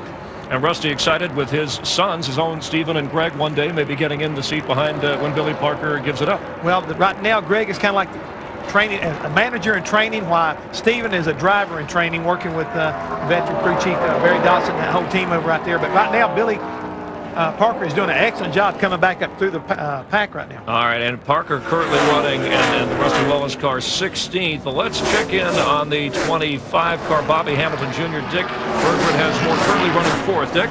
Oh, thanks, Chris. Yeah, he just dropped another spot. Harold Holly is his crew chief. What's going on with the car, Harold? It's tightened up on us a little bit. That set there seems to be a little tighter than what we started on. We made some adjustments to free it up for the racetrack, but it's tightened up pretty good. So we'll try to go back to our first set whenever we put on this next one, make an adjustment from there. Okay, Hamilton fast early. He's dropped back. Ford dominated the first 50-some laps of this race, but now it's 2 Chevys and a Pontiac atop the leaderboard. And Hamilton Jr. is 7 seconds behind race leader Joe Nemechek. He continues to lose ground as he just moved back to the 4th position.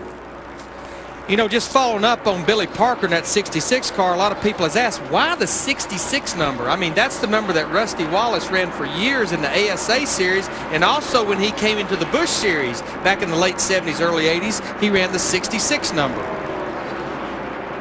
What was his car? It was Nicky, gosh, I can't think of the last name that owned a lot of those cars for Rusty. Prejean? Prejean or something like that. Yeah, I believe so. Johnny Benson in the 1, moving past Tim Fedewa for 19th position. Now, Benson's a former champ of this series. He and James Finch will run all the Busch races this year, and a dozen or so of the Nextel Cup races, including tomorrow here in Las Vegas.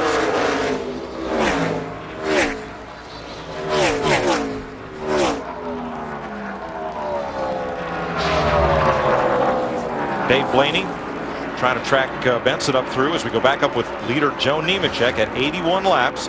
He has a 4-second lead on Martin Truex Jr. And look where he's running. I mean, he's got those left side tires all the way below the white line. That car is really sucked to the bottom of the racetrack. For second place, Johnny Sauter.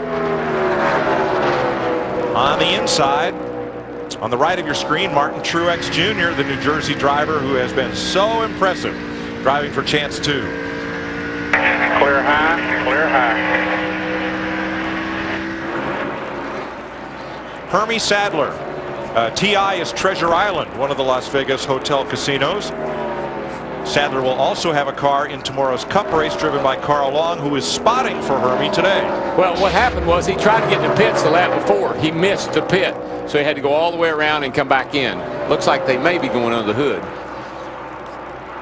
Sadler will fall to 33rd place, 3 laps down. Some of Kyle Petty's Nextel Cup crew helping out Sadler.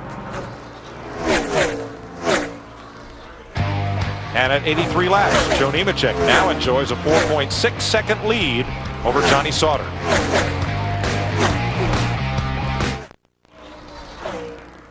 Welcome back to the NASCAR Busch Series on FX, presented by YJ Stinger. Bobby Hamilton Jr.'s Ford led 58 laps.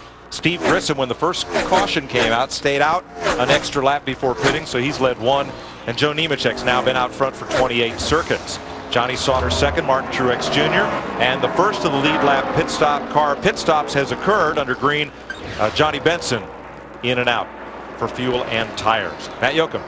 Mike, an impressive day for 27-year-old J.J. Yaley. The car a little tight, but it has held station with that tight condition. It hasn't gotten worse.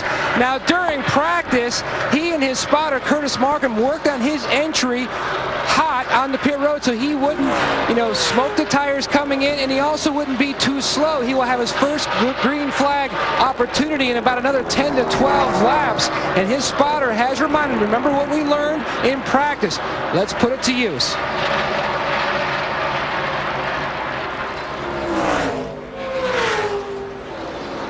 Getting into that window for green flag stops. Benson's been in. Ron Hornaday was lapped and then came in and made a green flag stop. Now Kenny Wallace is in, so is Ashton Lewis Jr. You know what's going on with these guys right here is they are getting lapped or about to get lapped, and we're getting close to that time for a pit stop. These guys are going ahead and trying to get to pit road, get 4 tires, get adjustments, and this set of tires is free.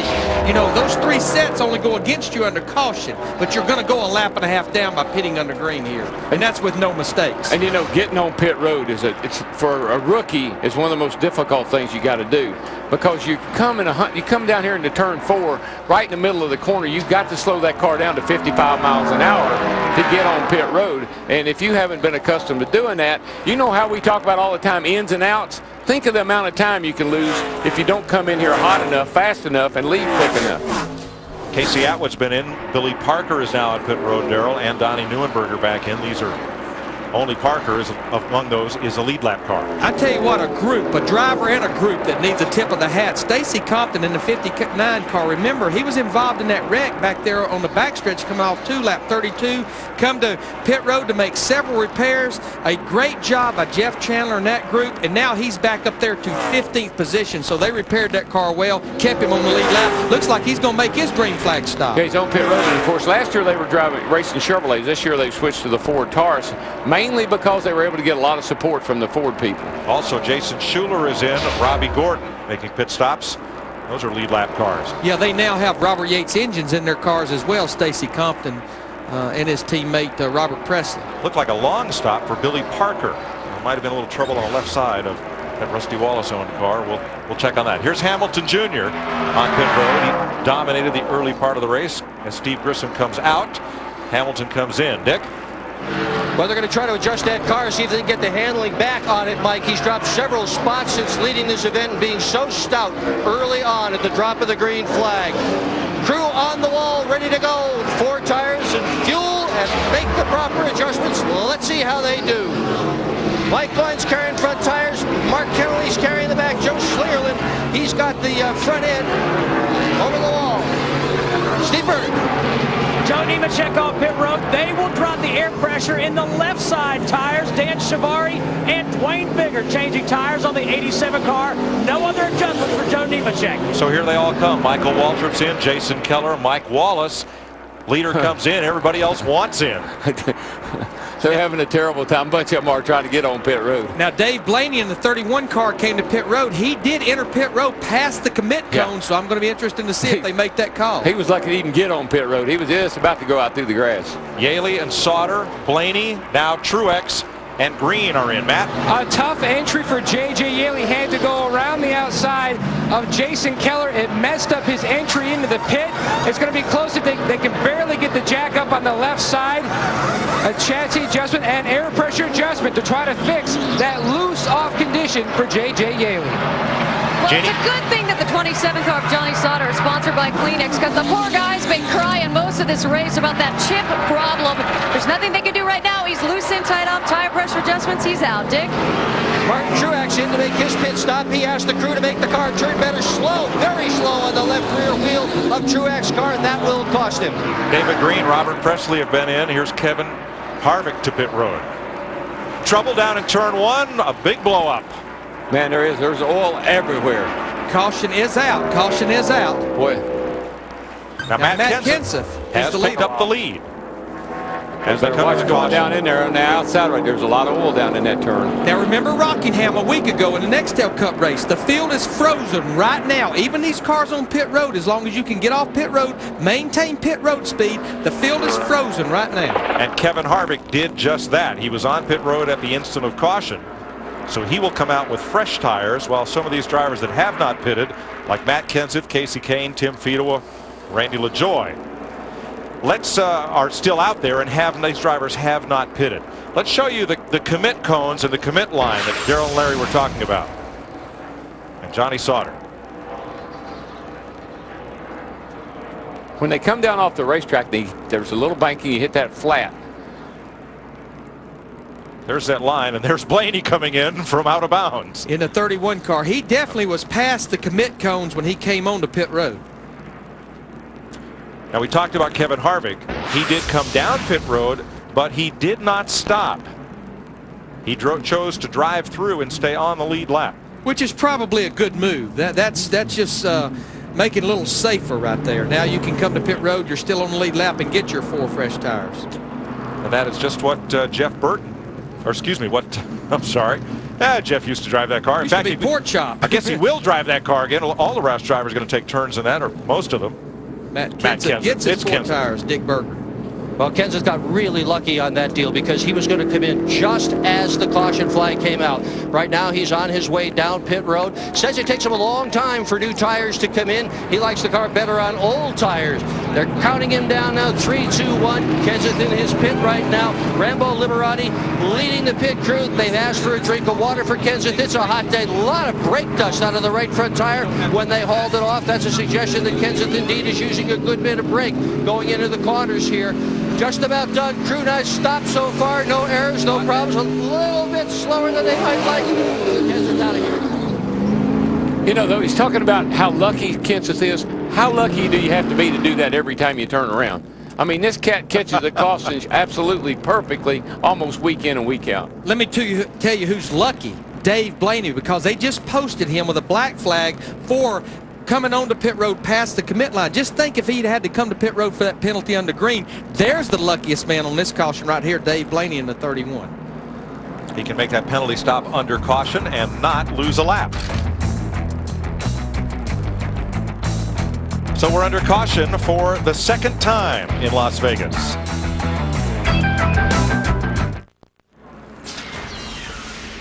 Welcome back to Las Vegas. Here's our TGI Fridays trivia question of the day. Who was the last driver to win his first NASCAR Busch Series pole and race in the same weekend? Who was the last driver to do it? I'll just say Mark Martin. That's because the answer to every Busch trivia question is Mark Martin. No! Jeff Fuller. Jeff Fuller. At Bristol, Tennessee. 1996, he went on to become the Busch Series Rookie of the Year. And he was a new father that very same weekend. That's right. Here's our pole sitter, Mike Bliss in the Rockwell Chevy. There goes the 60 car. And Mike is running 14th. Matt Kenseth is our leader as we cross the halfway point of the Sam's Town 300. Strange things happen when you have a caution flag in the middle of green flag pit stops. Let's play Where's Matt? He's back here somewhere, and he's the race leader as we get set to go back to green at lap 102 complete. We're going to hold for a lap. But go further. Finish the story. Well, there's 16 cars on the lead lap, but 12 of them are right up there behind the pace car on the tail end, 11. Tail end of the lead lap. And then Biffle got the pardon. Yeah. Well, he didn't just get a pardon, he got full restitution. Yes. Because he's now at the end of the line, which instead of making him the last car on the lead lap, makes him fifth. So he went from 16th to 5th because he got the free pass. The free pass. We're going to have a 2-hour special on this to explain it all to you. But it is very confusing when the caution comes out in the midst of green flag pit stops. There's Biffle. He goes around past the pace car to the tail end of the line, which now happens to be 5th. And that's a question we get asked all the time. How does the leader of the race not start up behind the pace car? And what happens is those guys that did not pit, like Matt Kenseth, Casey Kane, Tim Fedewa, Kevin Harvick, and now Greg Biffle, they did not pit under green flag. Well, when they come to pit road under caution, the guys that pitted under green, they stay out. So that puts them on the tail end of the lead lap in front of the leader. But let me tell you something that could play out in this race. We have 97 laps to go. The guys that did not pit under green, like those 5 guys, Kenseth, Kane, Fedewa, Harvick, Biffle, they only have 1 set of tires left. Those guys that changed tires under green, they have 2 sets of tires left. So Matt Kenseth will restart as the leader. There are 19 cars on the lead lap, but he's about 16th in the overall line. We'll sort it out for you in a minute. Getting set for the restart. 19 lead lap cars here at Las Vegas. Green flag, and there's your leader, number 9, Matt Kenseth, in the midst of traffic because all the cars that are on the tail end of the lead lap, because you can't pass the pace car, line up in front of him, behind that pace car, and now Kenseth's got to battle his way through. Kevin Harvick got into the speedy dry that was put down from Casey Atwood's engine. That's what brought out that last caution, and swirled around in turn 1, as did several other cars. Now the big fight is for those drivers to try to stay on the lead lap, the drivers from 6th through 19th position. And the way they do that definitely is get a caution quickly. Then they'd be back all the way around behind the leader on the lead lap. Outside. Hamilton Jr. is one of them in the 25, the driver who led in the early going. Clear. Yeah, our leader, Matt Kenseth, in the 9, he actually restarted the race back in 12th position. Now he's getting passed by Jason Leffler, trying to get one of his 2 laps back. And look at the crowd in front of the race leader. But you know, Darrell, Matt Kenseth is a smart racer. He's leading the race. He don't want to get up there and press the issue. Let some of those guys have their lap back. I'm not going to get up there and press the issue and tear my race car up. No, one of the things I like about him is he hardly ever beats himself. I mean, they talk about lucky when the caution comes out and lucky for this and lucky for that. It's just good preparation. Rookie Kyle Busch battling Hamilton Jr. This is for 11th point, and for the lead, Casey Kane, the black 38, comes around Matt Kenseth. Kane, the pole sitter for tomorrow's Cup race. I think Matt he's just boxed. He doesn't have any, he can't go anywhere, and he's getting, you know, he picks the wrong line here and he gets passed. But Darrell, what a turnaround that crew has made for this 38 car Casey Kane. Remember, Genie Zelasco talked about not that many laps ago, he was on pit road unhooking a rear sway bar. He was just about to go a lap down at one point. Well, that's some of that adjustability that you've got to have in your race car to make the proper adjustments or have the opportunity to during the race. Big pack out in front of the leaders, all scrambling to stay on the lead lap. The 1 car, Johnny Benson, came to the pit road here to take right side tires. Share of problems. Robbie Gordon, 55, known as a tough guy to get by, and he's going to try to stay on the lead lap here in front of Casey Kane. Because he'd been running in about the top 10 all day long until he made that green flag stop before the caution came out. Robbie going to run about 25, 26 of these Busch Series races, and there he's trying to stay on the lead lap by Casey Kane in the 38. But I tell you, that 38 car is working good right now. They've done a good job of getting the car adjusted for the conditions. And the hole closed up. Leffler went to the bottom, and that kept Matt Kenseth from keeping close contact with Casey Kane. Now, Robbie Gordon's next task is to try to stay the first car lap down, where if we get a caution, he can get the free pass, just like Randy LaJoie did the last time. So the cars on that tail end of the lead lap situation are Greg Biffle, Joe Nemechek, Johnny Sauter, Martin Truex Jr., David Green, Kyle Busch, Hamilton, Stremme, Compton, Waltrip, and Keller. We got to report Johnny Benson in the 1 car did take his car to the garage.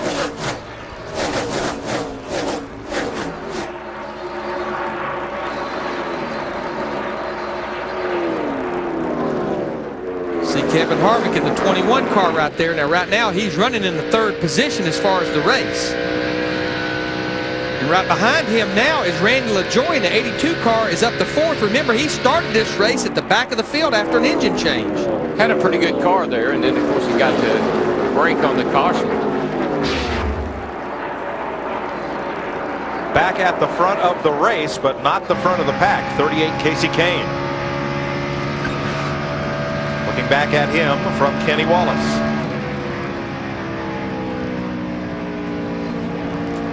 Really hadn't taken Kenseth too long. He's right back there in the yellow car behind Kane to close the gap. Well, I think it's like we were talking, Darrell. He just felt like, hey, I'm not going to push the issue right here, right now. Something's going to happen up in front of me. Casey Kane at lap 40 was running 32nd. In 75 laps, he's come from there to the lead. With one little minor adjustment, just pulling the pin out of that rear sway. I bet he don't think it was minor, though, the way that car's driving now.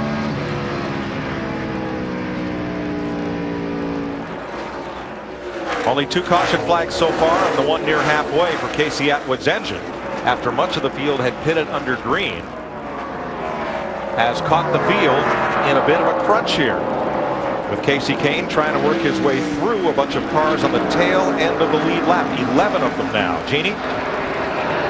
Well, Casey getting help this week from interim crew chief Jamie Jones, and I stress the interim as I was talking to Jamie this morning.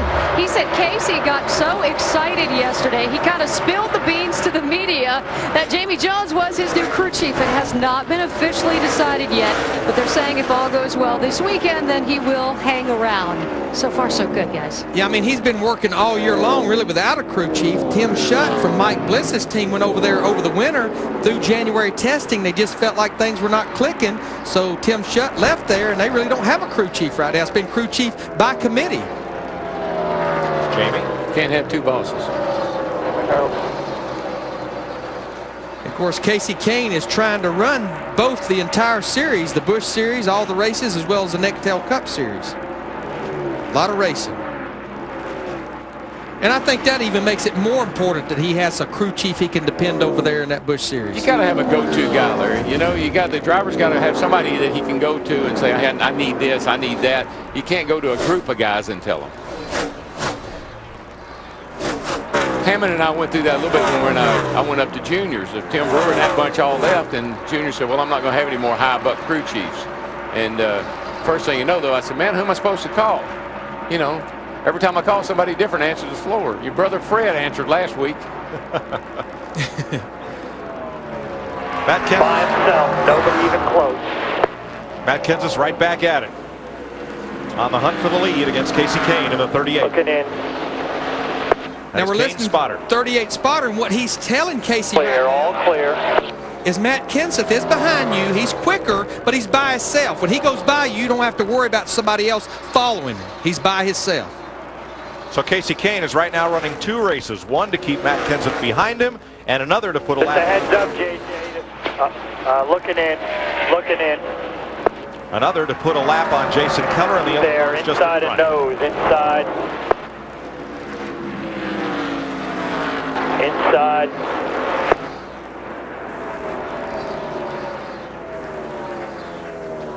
Clear behind. Casey's not ready to give up on it just yet, running that high groove. That's where it kind of prevails, though, Darrell, is off the corner. Clear behind, all clear. JJ, NASCAR just announced new leader, the 38, 1 lap ago. He should have had the leader a long time ago, just for your note. And what happens over the scanners, NASCAR will always call out who has assumed the lead of the race, and their concern is there that they didn't get credit for leading some laps they led before he took the lead. I think that was just a catch-up announcement. They have Kasey Kahne on the board as leading 11 laps. So Matt Kenseth goes back out front. He's now led 17 laps today. Kahne's Dodge in second, then the Chevrolets of Harvick, LaJoie, and Fedewa. Then a bunch of cars on the tail end of the lead lap headed up by Joe Nemechek.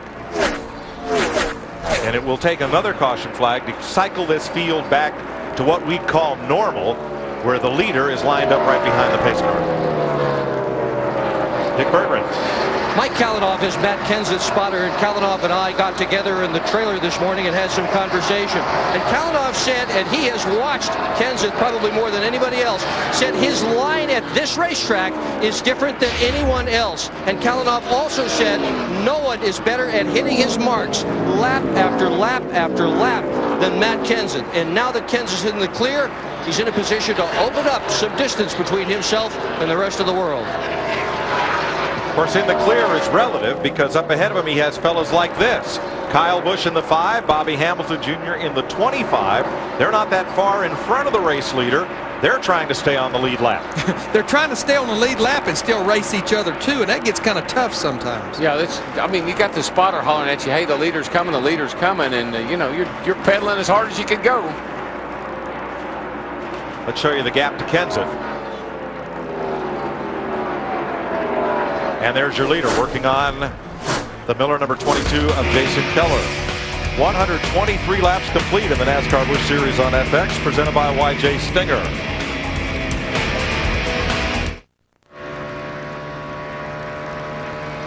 Welcome back to Las Vegas. Aaron's do the math. Bobby Hamilton Jr. has led the most laps today, followed by Joe Nemechek. Both of them are on the tail end of the lead lap, while Matt Kenseth continues to build his number of laps led. Kasey Kahne and Johnny Sauter and Steve Grissom have also been out front for a lap or more. Guys, what I see Matt Kenseth in this 9-car do, I think we talked about this earlier after the restart. He knew he didn't want to use his equipment up, use those tires up when he was back there in the middle of the field. He let things sort of sort out. Now he's pulled off to almost a 2-second lead over Kasey Kahne in the 38. All right, watch the top of the board between Fido and Nemechek. That jump in the interval is because from Nemechek on back, all of these cars going across the crawl down through Michael Waltrip are on the tail end of the lead lap, just out in front of Matt Kenseth. Almost 2/3 of a lap down. Right. Now Randy LaJoie got the free pardon at the end of that caution period, which put him at the tail end of the line, but not the last car on the lead lap. The way that the rule is implemented, you go to the tail end of the lead lap line, and LaJoie, in that case, it was 5th or 6th. He's now up to 4th, and his teammate, Tim Fedewa, up to 5th in the number 12. And the irony is their teammate, Casey Atwood's the one that caused all this mess when his engine let go in the 14 car. I don't know who's on 3rd. And here's Matt on pit road. Well, the bad news for Armando Fitz, your car brought up the caution. The good news, it helped your 2 other cars.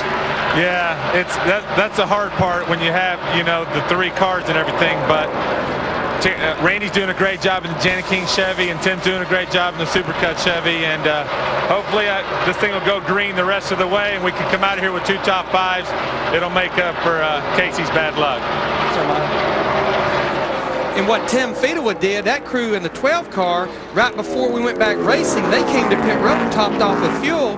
I don't know that it bought him a lot as much as these tires give up, but he didn't lose anything because he was able to move right back into the top 5. Well, they just learned from what they saw. This caution came out. If you could stay out there a couple of extra laps, like Kenseth did, might pay off. So they're just trying to be sure that they're covering every base. Matt? Actually, Larry, he had to come back in because under their pit stop, they missed a lug on the left front. And inspectors saw it, told them they were going to have to come back in before the field went back to green.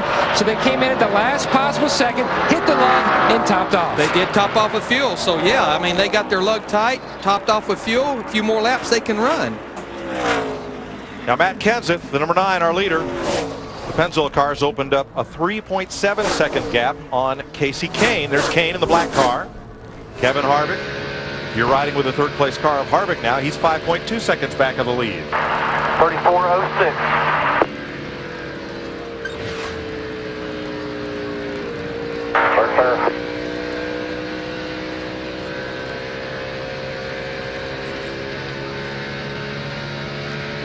Guys, another thing, we keep talking about the pit situation.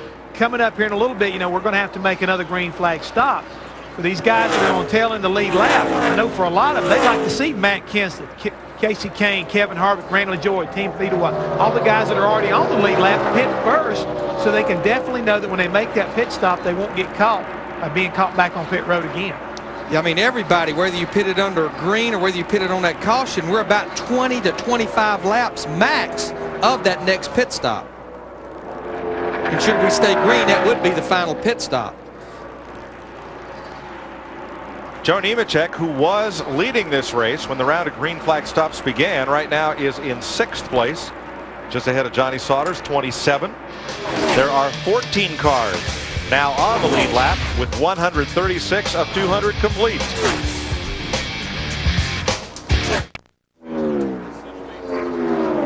Today, the NASCAR Busch Series on FX presented by YJ Stinger, 140 of 200 laps complete, and a huge crowd on hand at Las Vegas Motor Speedway. 22,000 new seats with the Earnhardt Terrace that you see coming into view from the right of your screen, and they are pretty well filled up today and will be tomorrow. What a great crowd. It really is. And of course, you know, this city is just really bubbling with prosperity right now, Mike. I mean, casinos are full and the streets are full of people.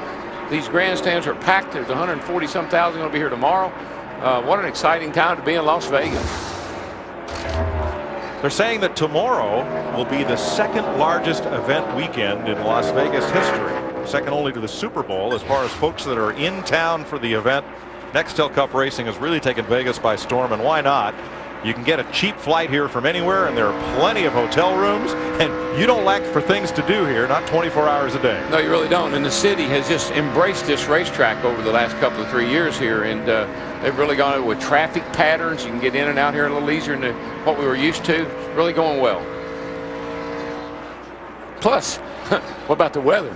Oh, the weather's been perfect. As Michael Waltrip drops a lap to our race leader, Matt Kenseth, in the Pennzoil number 9. Chris? Yeah, Mike, with Jeff Emmett here in the Hollywood Hotel, just noticing, well, Kevin Harvick just moved up there into the second spot, but it was, here we go again, a little flashback 2 weeks ago with the 1/100th of a second when Matt Kenseth held off Kasey Kahne. Kahne, although a rookie, hanging right there with the defending Cup of Points champ here in this race today. You know, we talk a lot about confidence, and it seems like all of a sudden Kasey Kahne has just found a ton of it.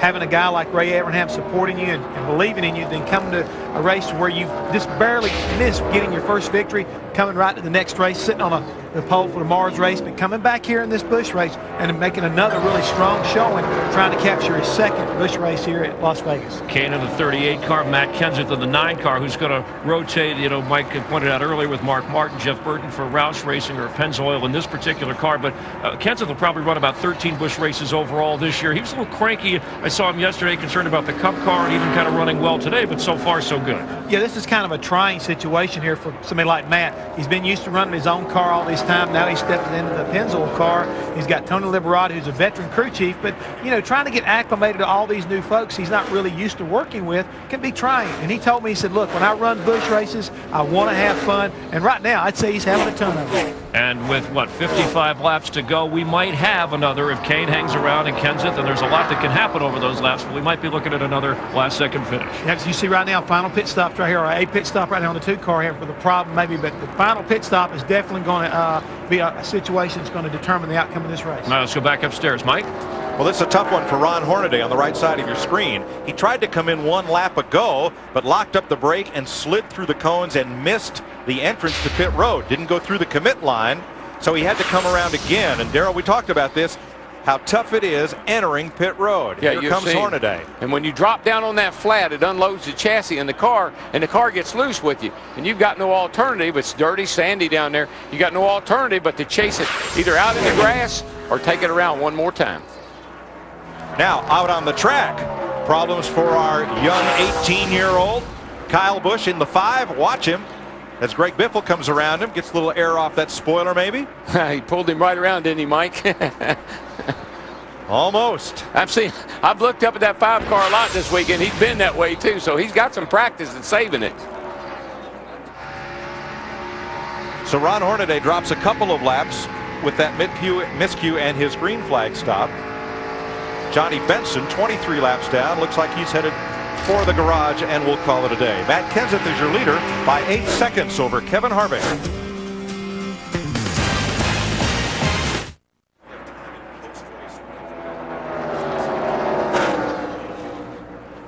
.48 laps to go for Matt Kenseth, Kevin Harvick, Kasey Kahne, Ford, Chevy, Dodge in the first 3 spots.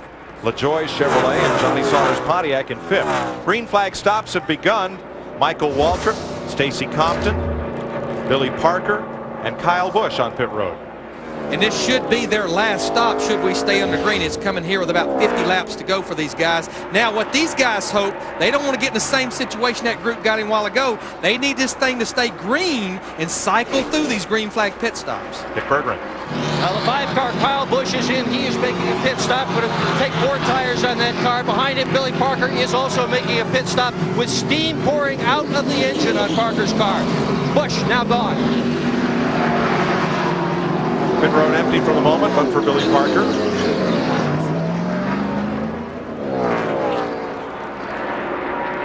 And we're into the window of pit stops. Robert Presley brings the Clorox Ford down pit road. And we still have now 11 cars on the lead lap. Bobby Hamilton Jr.'s just gone a lap down after dominating the first 50 laps. Jason Keller, pole sitter Mike Bliss, Robbie Gordon, Paul Wolfe, and Kyle Busch with his pit stop, each going laps down. Michael Waltrip, black flagged by NASCAR and coming back to pit road. He had just made a stop a lap ago.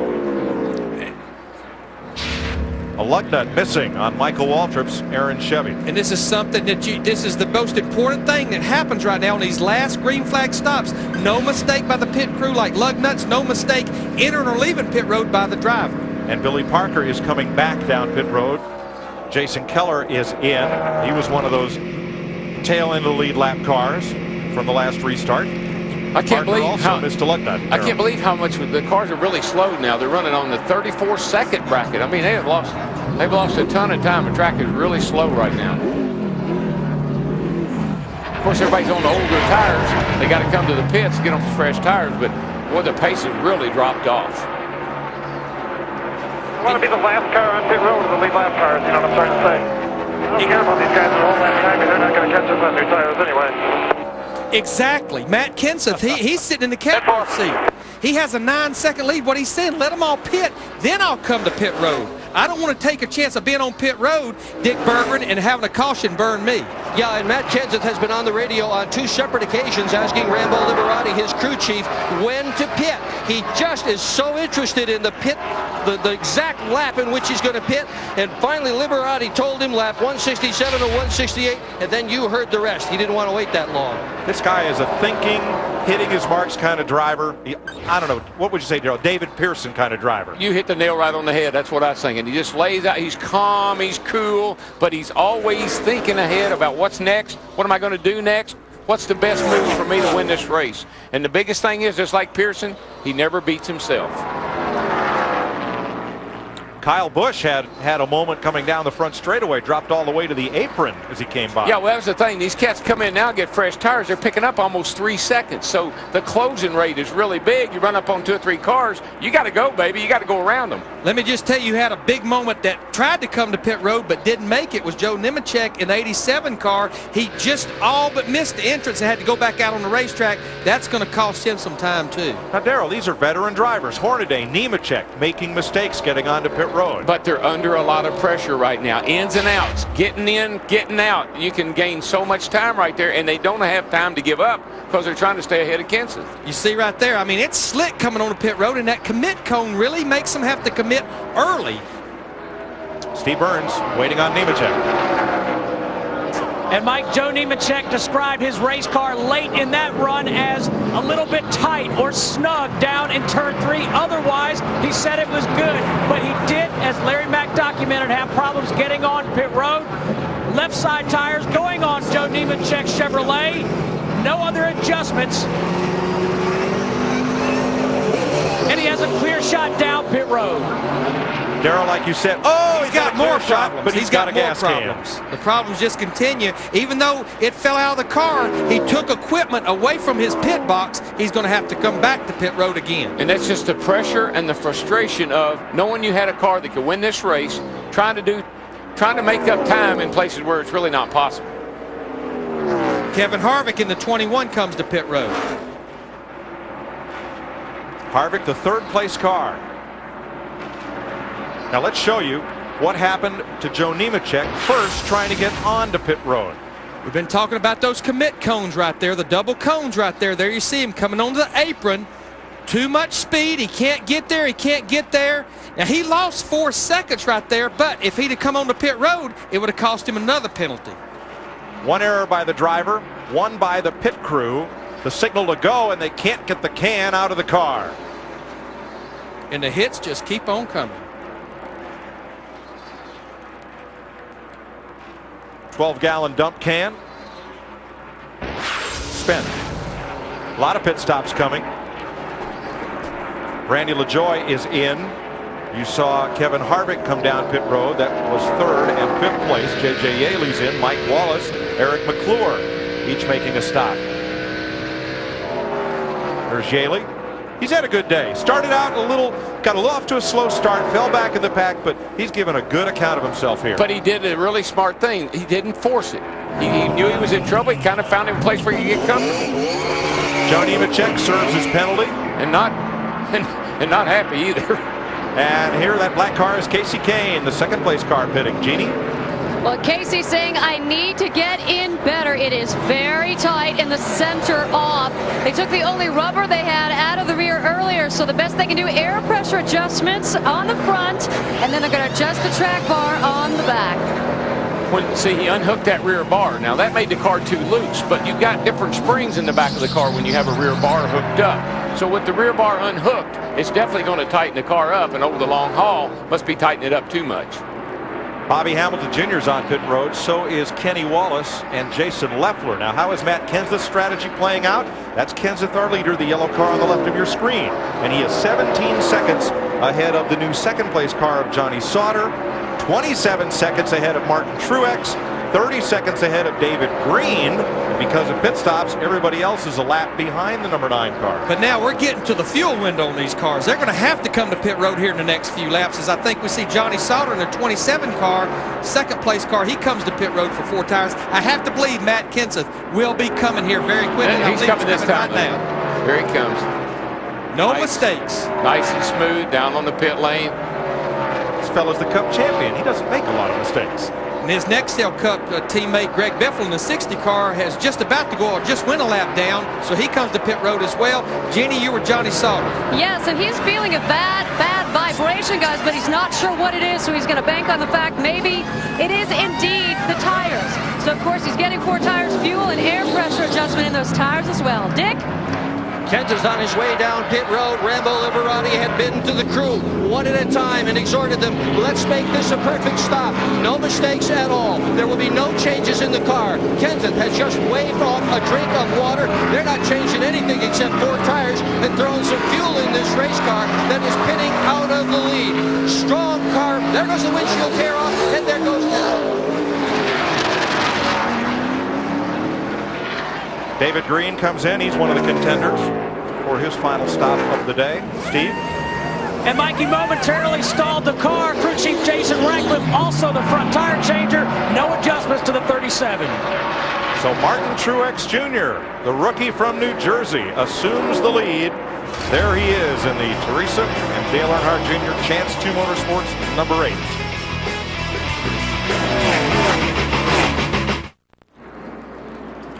Tim Fedewa is the new leader at lap 169. We've just gone under caution.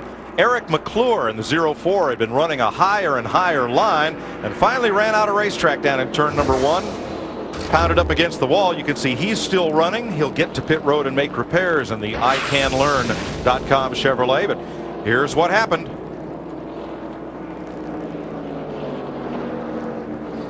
But I'm going to tell you who really benefits from this is Tim Fedewa in the 12 car. Remember, Gary Cogswell, his crew chief, made the call to top him off with fuel. Why? Because they had to come back to pit road to put a lug nut. So their bad luck ended up being good fate, and there's their reaction.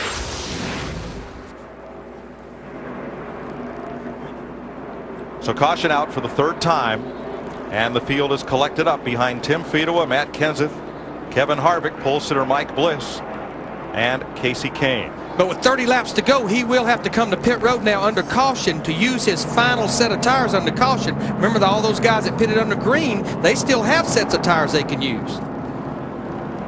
So does it look like Compton's going to be the car first lap down?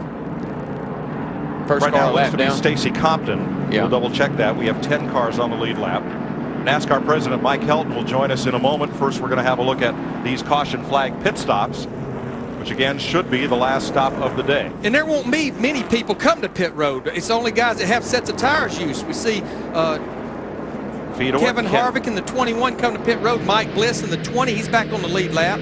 Casey Kane in the 38. So a lot of these guys electing to come get those 4 fresh tires knowing they'll be important. Kenseth's back in. The 12's back in. Here's Matt. Timing is everything. Tim Fedewa's team was planning to pit the lap after the caution came out, so the caution, big break for them. They're going to try to tighten the car up a little bit. They don't want to over-adjust it because Tim said the car was loose, but they were worried more is because the tires were wearing out, not that the car was chassis loose, Dick. Matt Kenseth also in, taking 4 tires under caution. This is his last set of the day. This was Kenseth's call, really. His crew chief, Rambo Liberati, said that he thought they could beat them all if they stayed out. Kenseth said, I'll do whatever you want. They talked it over and decided to do what the driver wanted, and they brought him in for 4 fresh ones. Mike Helton joins us, the president of NASCAR. On the prior caution flag, a situation where the yellow came out in the midst of green flag pit stops, and a bit of a question as to the free pass, giving a driver back a lap who was the closest to the race leader 1 lap down. Yeah, there was a couple of things that we learned from on that particular incident. First of all, we had identified the 60 car as the car that was the benefactor by error, but in the meantime we had given him his position or lap back on the racetrack. Once we determined that was the wrong benefactor, actually it should have been the 82 car, we asked the 60 to stop and let the pace truck pass him on the racetrack, and then in the meantime move the 82 in position. Because the caution came out in the middle of all the green flag stops that were going on, and the leader of the race was actually several cars back behind the pace car, and there were a lot of cars in the tail end of the lead lap ahead. When the 60 repositioned itself back behind the pace car, he actually stayed ahead of the leader and didn't get the complete lap back. The 82, when he moved, and the procedure is to start at the tail end of the longest line, when he did that, he leapfrogged over the positions of all the cars that were actually in front of the leader in the tail end of the lead lap. So there were two things that went wrong on us. Once we realized that, and the restart of the race had already taken place, we chose not to react to it, because anything we had done after that point would have either been too critical or too forgiving. And we make mistakes. We'll admit when we make mistakes. If we can fix them, we will. But there's a lot of times when it's easier just to let the race take its course, and understand the fact that if you're in this business long enough, sometimes you get breaks and sometimes you don't. So the proper thing to have done with the race leader positioned in the middle of the pack would have been to move the free pass car instead of around the pace car, move him up in line to just in front of the race leader. The benefactor, the free pass, the 82 should have gone at the back end of all the cars that were in the tail end of the lead lap, right in front of the leader. Right. Correct. Right. Okay. And then that would have had him in a proper spot on the racetrack in relation to everybody else that he was racing against. Mike, we got so much going on under caution now, you know, with the freezing the field, and is everybody where they're supposed to be, and you got to get that under control, and we got the free pass going on. Got a lot of things going on here. Is that some of the confusion? Is we got too many irons in the fire here when the caution comes out? Well, there's a lot of things that go on. We've got a lot of tools and equipment and video and things that we can look at to help us with it. But in circumstances are always unique. We had a couple of 3 situations going on at the racetrack that we were trying to direct our attention to at the same time. We just didn't catch this right. This is something different, something new. We're only about 10 races into this, not racing back, so it's still a learning curve, as we've said before. This is one of those deals that if we could go back and do it over, we would. But trying to go back and do it over would have been worse than letting it go and take its course. Well, we really appreciate you coming by. Thank you for coming over. Explain what happened. That helps us a whole lot. Thanks. Stacy Compton is the free pass car this time. The leader's right behind the pace truck. Compton's waved around. He'll go to the tail end of the line.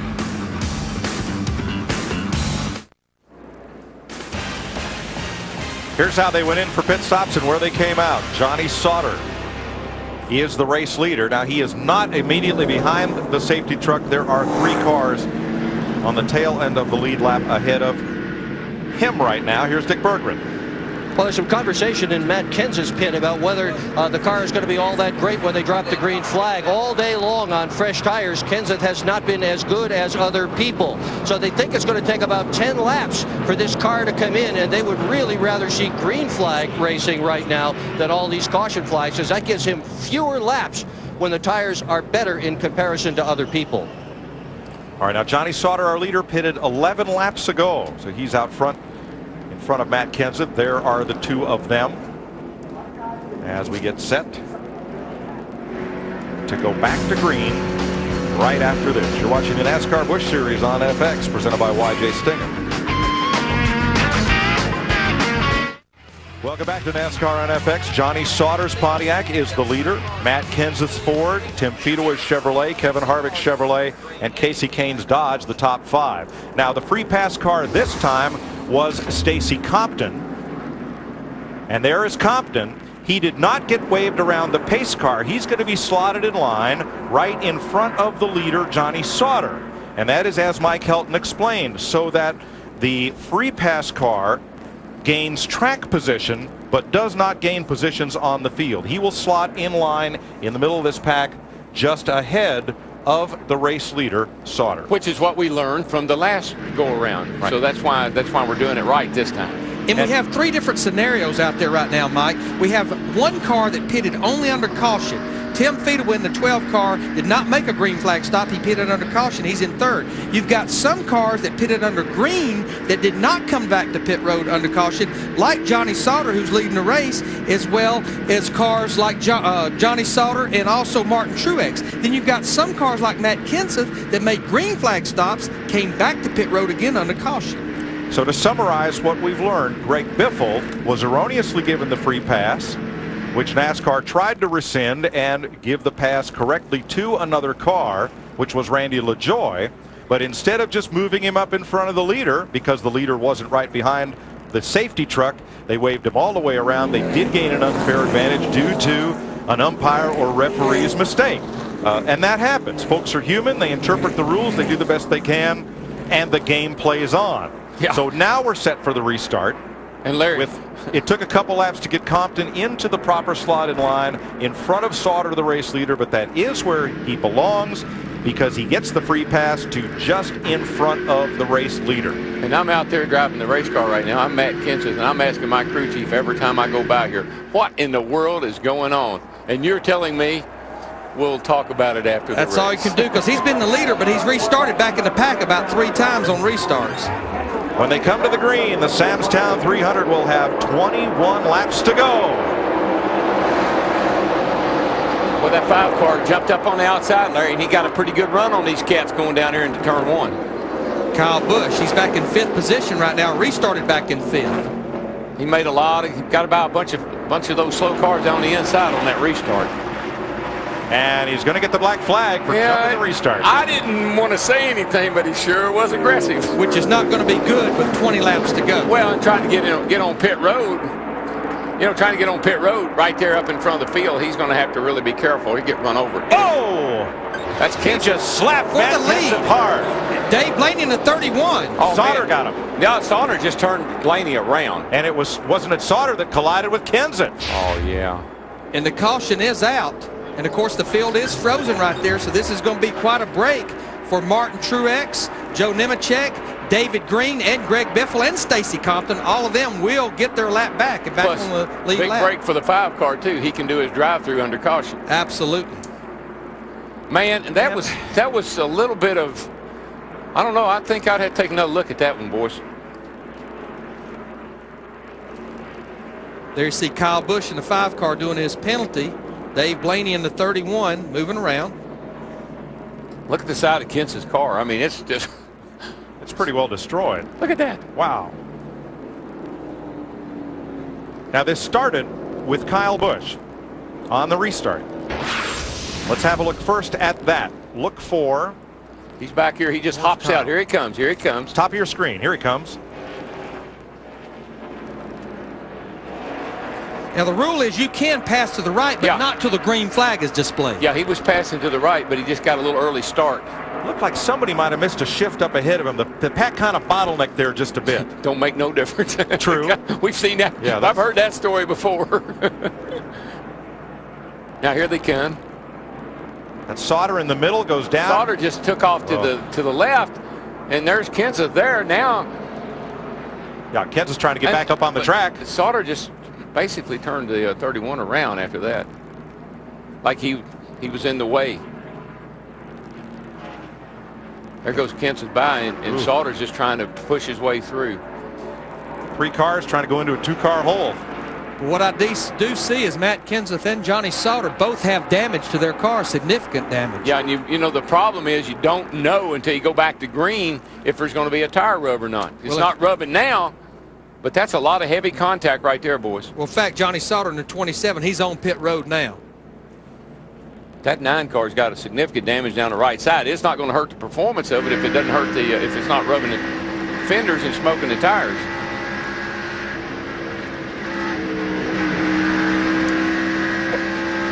Any idea what caused Sauter to juke left like that? It looked like he was just bottled. It looked like he was boxed and he was trying to get out of the box. Jeannie? Well, guys, they decided to bring him in because they wanted to look for body damage, and that is exactly what they found, especially on the rear to the car.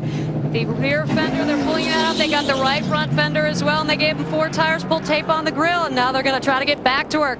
It has been a rough day for this team. They've had a good race car all day, but yeah, all the damage in it, the hood crack right there, the hole in the right front, that car's not going to drive very good now. Aerodynamically, she's a mess.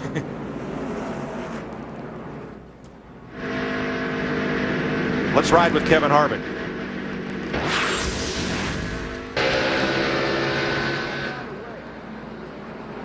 Stand up here, spin, back her down, go low, go low, go low. All right, you're clear. Caution's out.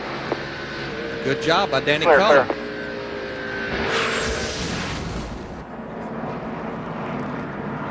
There's a look at the Kleenex car, Dick Berggren. How about Matt Kenseth?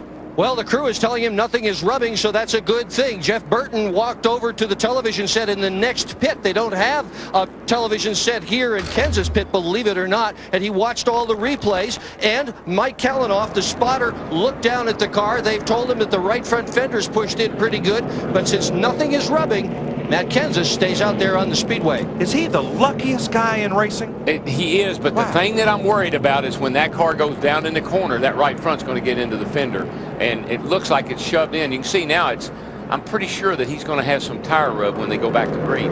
Well, with all those cars getting to come around when the caution comes out, with 17 cars on the lead lap, Darrell, do you dare give up that lead in pit? No, he can't.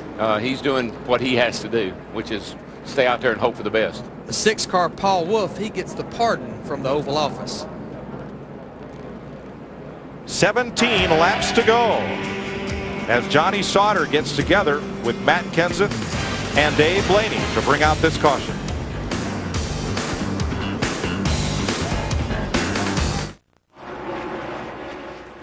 The green flag is just waved over Matt Kenseth with 15 laps to go.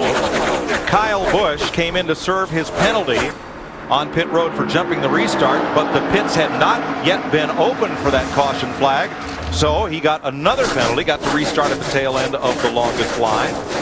Trying to climb back up through, and that's going to be a tough order with 18 cars on the lead lap. I think with that damage to that right front fender on Kenseth's car, it's going to make the car a little tight, Larry, because it's tucked all the way in there. He's going to lose a lot of front grip, and he's going to hurt off the corner there like that. His car's going to take off with it. That's where Kevin Harvick in the 21 got such a run. They're neck and neck down the backstretch in turn 3. I believe Kenseth, they have to let him have the lead. I believe if he'll tuck in behind him now and take some and use the car in front of him, that the car will be better. But that was the first time in over 100 lap of restarts that Matt Kenseth, as the leader, was able to restart the race at the front of the pack. Kevin Harvick leads for the first time today. 12 to go.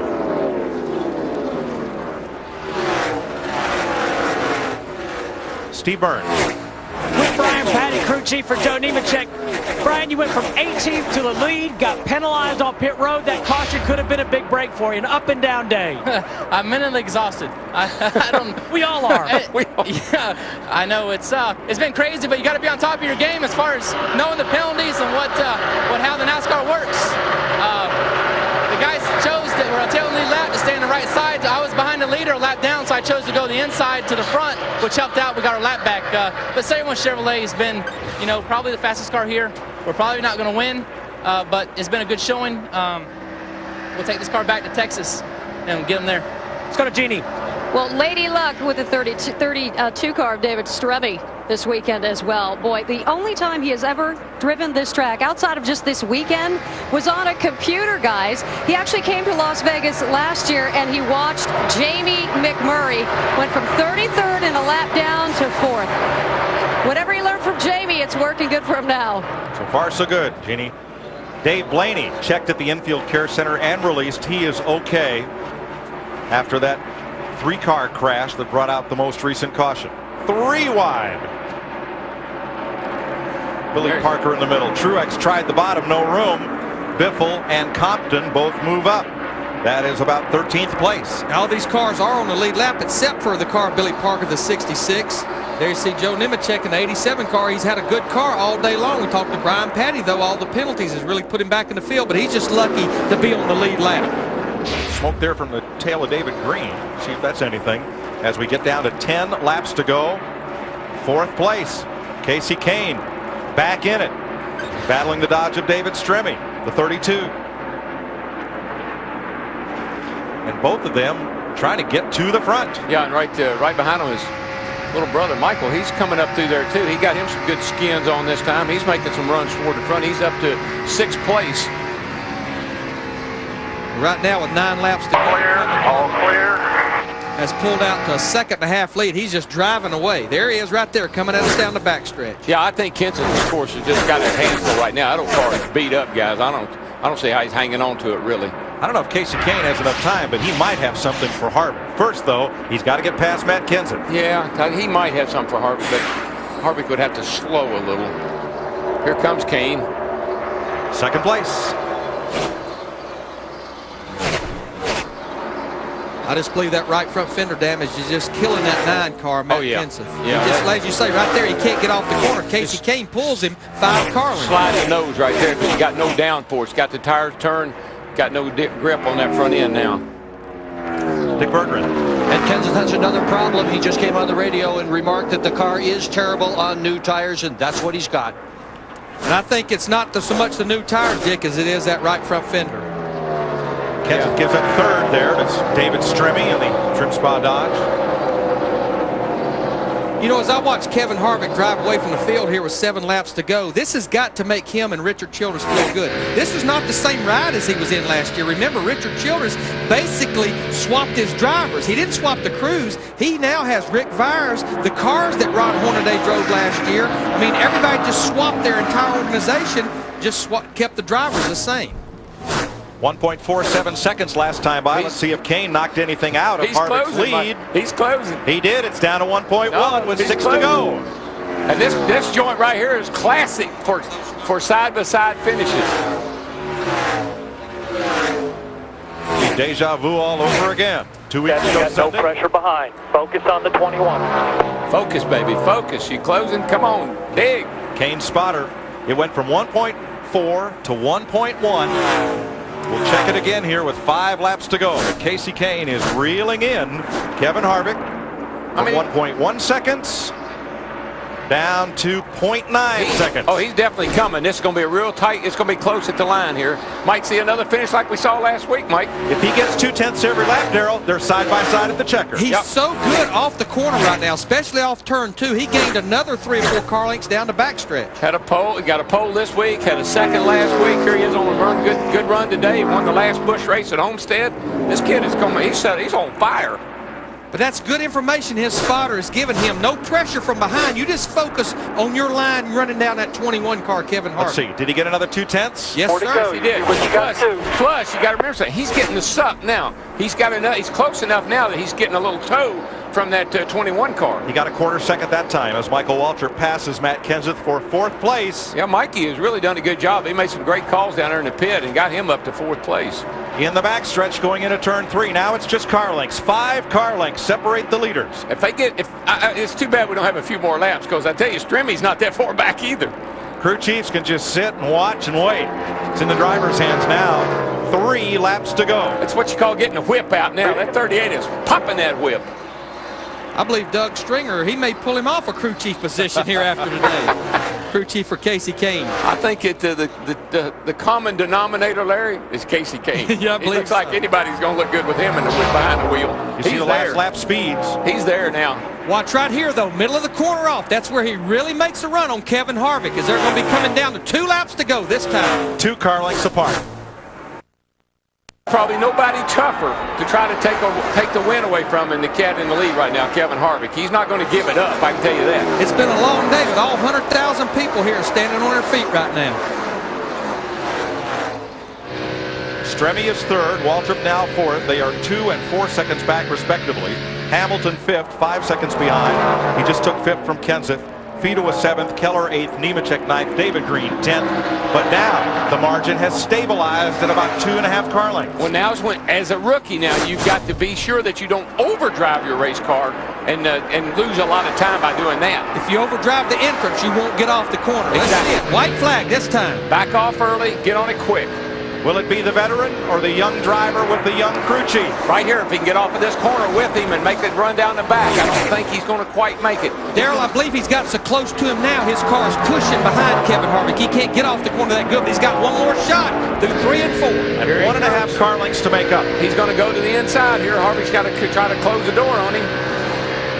For the checkered flag, Harvick takes it low. Kane dives to the bottom, and on the apron, Harvick wins it. There is no out of bounds here. That yellow line don't mean anything. Oh, no, David Green just got turned. He's going to come right back up in front of Greg Biffle, Billy Parker. Holy cow. Everybody gets by. And David Green comes across the line in 11th position. Backwards. What a day, guys. We haven't seen it all today. I don't know when. I got a headache. I'm exhausted. Picked up a terrible weekend to get off your Prozac, didn't you? Bad weekend to give up Prozac, guys. Kevin Harvick holds off the hottest young name in this sport, who for the second race in a row, 2 weeks ago Sunday and today, comes within a car length or so of victory lane. This team made a switch from Ford to Dodge, Casey Kane's team, in the offseason, so they've had a lot of work to do. Well, king of burnouts. Time to make the donuts. And you know, let's give a call to Danny Culler, his spotter. He talked him through that wreck here on the front stretch. Unlike Johnny Sauter and Matt Kenseth, Kevin Harvick came through unscathed, and I think that made a big difference at the end, too. Yeah, Harvick could have easily have gotten his front end knocked off in that wreck there with Kenseth and those guys. Kevin's going to light up the hides again. Oh, light him up, buddy. Oh, he's drifting a little bit. He's going down the hill. Well, he's from California, where drifting is a big racing sport. And he will keep the lead in the Busch Series points. He's not running all the races, but remember, this is the championship car from last year. Here's what happened to David Green. Because I'm telling you, this could have been a lot worse than it was. I know he gets some damage here, but that car was headed fast for that outside retaining wall.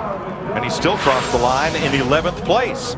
Good thing that transponder works forwards, backwards, whatever way he came across.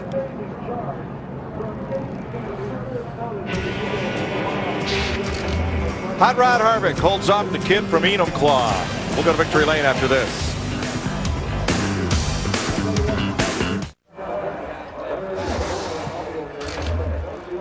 Vegas, and we welcome you back as Kevin Harvick wins for the first time in his Busch career in Las Vegas, his 12th win overall, and got the break as Matt Kenseth was banged into by Johnny Sauter. Let's check in with Steve Burns, who's down there in victory lane with Happy Harvick. And Chris, Kevin Harvick getting a bath and doing some showering of his own. Kevin Harvick, that was a hard-fought victory. Tell us about the closing shootout. Tell us about the win. Well, we kept this Reese Chevrolet in the race all day, and you know we were off a little bit there at the beginning, and kept adjusting, and it's all about putting yourself in the right spot. And we got ourselves in the right spot, and I'm just proud of this Reese's team. You know, we swapped all the teams last year, and Ricky Vires, I know how much this means to him, and everybody at RCR. Just really good day for us, and we just kept fighting. Kevin, I know you love to race, but you love to win even more. Well, I love to win, and that's why we do this Busch Series, is to get seat time and to do what we have to do to try to win races. But when we can win this close to home, it's even more special, because I know a lot of those people are from Bakersfield, and a lot of them are from around here and are hardcore fans. So we appreciate all of them. Our fans are great. They stick through us with anything, and no matter what I do wrong, they're always on our side. So it's awesome. Kevin, were there any close calls today? Any turning points in your mind? I think the biggest turning point was when they had the wreck on the front straightaway, and Danny Keller told me to go low, and I missed the wreck, and the side of the 9 was bashed in, and you gotta keep everything together until the end of the race. I know Matt knows that, but you know, just they got tangled up, and we won the race. Congratulations, Kevin Harvick. Let's go back to the hotel. All right, thanks, Steve. As happy as Kevin was, you saw David Green at the back end of that race, and Greg Biffle just moments ago here talking with David Green. So let's find out what the conversation was all about. Dick Bergman is there. Dick? Yeah, I'm with both of them. David Green, what happened out there? Well, to start off with, I got passed more today by cars that I never even seen in the race. The Lucky Dog, the Whoopie Dog, I don't know what the hell it was. But got passed time and time again, guys getting laps back, and but anyway, then Greg and I was racing there for 10th, and we ought to be doing that for first, not 10th. But with all the weird decisions that's being made, we kept getting further and further back. And we had a good car, and I got a little loose up 4 right there, and we ran into each other. So the rest is history. I tore my car up, and I got 11th, but hey, he was a man enough to come over and apologize and has a racing deal. We'll go on to the next one and try not to be 10 anymore. What's your version of what happened, Greg? Well, I mean, first of all, I mean, David Green's one of the cleanest drivers in the Busch Series, you know, and I hated that we got together. And he got high, he got wide coming up off the corner, you know, and he got back at the gas early because I was going to get a run on the bottom. I was really working him over. And he got up and almost hit the wall, and his car got loose, and he cut down. You know, it wasn't because he turned the steering wheel down. His car was a little bit sideways, and I already had a run on the inside of him. And he came across my right front fender. You know, I tried to get out of the gas and get out of the way, but he was already loose up off. We don't need to wreck race cars racing for 10th, and that's not the way either one of us race. It's just what happened. Thanks, Greg, and that's both sides of the story. Matty? Dick, for the second straight NASCAR start for Kasey Kahne 2 weeks ago at Rockingham, almost a win. Today, almost a win. Take us through that final lap and a half. Well, for a while, I thought I was going to, reel him in, and once I got close to him, my car started getting looser again, and Kevin's was getting looser, whatever was wrong with his, but, we reeled him in, and I don't know, I just slowed down once I got there. It couldn't turn quite as good, but it was a good run for our great Clips Dodge, and, man, we've struggled. We've been in other people's messes and finally got through it, so it's good to finish second. And an exciting run from turn 4 to the finish, going all the way down to the apron. Well, yeah, I went down there. I knew Kevin would, and then went back and just, I wasn't going to do much by doing that, but made kind of an interesting finish anyways. Good day for Kasey Kahne, second here at Las Vegas. Jeannie? Finish you're talking about, but interesting race for 2 of the young men standing by. Bobby, where do you think you're going, buddy? Turn back around. You got yourself back into this race. Now we got to talk to both of you. Bobby Hamilton Jr., David Stremme, I'm going to talk with you because when I walked up, the first thing you said is, I had a tire equalize on me, and then, I thought I was over, but then, man, I went out, it was cool, I was on new tires. Excuse me? Yeah, it's what Goodyear's brought here has been really great for me to drive on.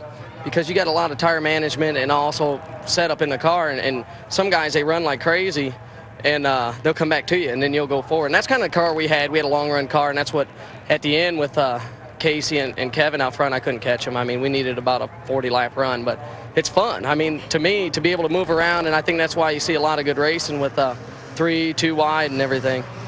Yeah, so he almost relished the adversity. And speaking of adversity, Bobby, you started so strong and then you drifted back. Where did you come from? Just great adjustments. During the first of the race, I mean, the car was just tremendous. I was just worried about trying to keep my distance from him. Now, that's how great the car was. But Harold Hawley and all the guys at Team Renzi you can't kick us out for nothing. You can kick us out, we're going to find a winner to get back in. He kept making adjustments. The Marines 4 was strong, awesome motor. I mean, motor is killer here. If you ain't got the motor, you're not going to run good. We had all the package today, and we just got back and just ran the right front off. I was an example of what he was talking about, really going after the first, trying to get going. He just burnt my tires up, and just kept adjusting, trying to keep on the racetrack, and it just worked out for us. All right, both of you guys, congratulations on a great day. You want one final comment quickly? Halftime, I didn't know who I needed to pass because there was like so many cars and leaders in the middle, and I said, I'm just going to pass whatever I could. Yeah. I got news for you. A little rules faux pas. We didn't know what was going on either for a little bit. Thank you so much, you guys. Congratulations. Dick? Michael Waltrip started unlucky 13th, but did a good job and finished 4th. What was it like out there today? Well, we lost a lap on pit road when we pitted and the leaders didn't. And then we lost a lap on pit road when we left the lug nut off. And we were 3 laps down at one point, made them all 3 up and got back up to 4th. And at the end of the race, had the fastest car on the track. Just a real tip of the cap, the old Aaron's cap to the crew. Jerry Baxter did a great job adjusting. At the end, we had a great car. Just I couldn't understand what was wrong with it all day because yesterday it was really strong in happy hour. But we got the old Aaron Chevy running at the end. I think we had a few more laps. We had something for those cats. An up and down day for Michael Waltrip ends on the upside. Chris? All right, thanks, Dick. And the drivers trying to make some sense of a very unusual Vegas show. And we'll come back and talk about Kasey Kahne again, a last-second finish in the second place is Kevin Harvick, the points leader in the Busch Series, running 3rd in the Cup Series. You'll see him again tomorrow on Fox. And we'll be back here in Las Vegas in just a moment.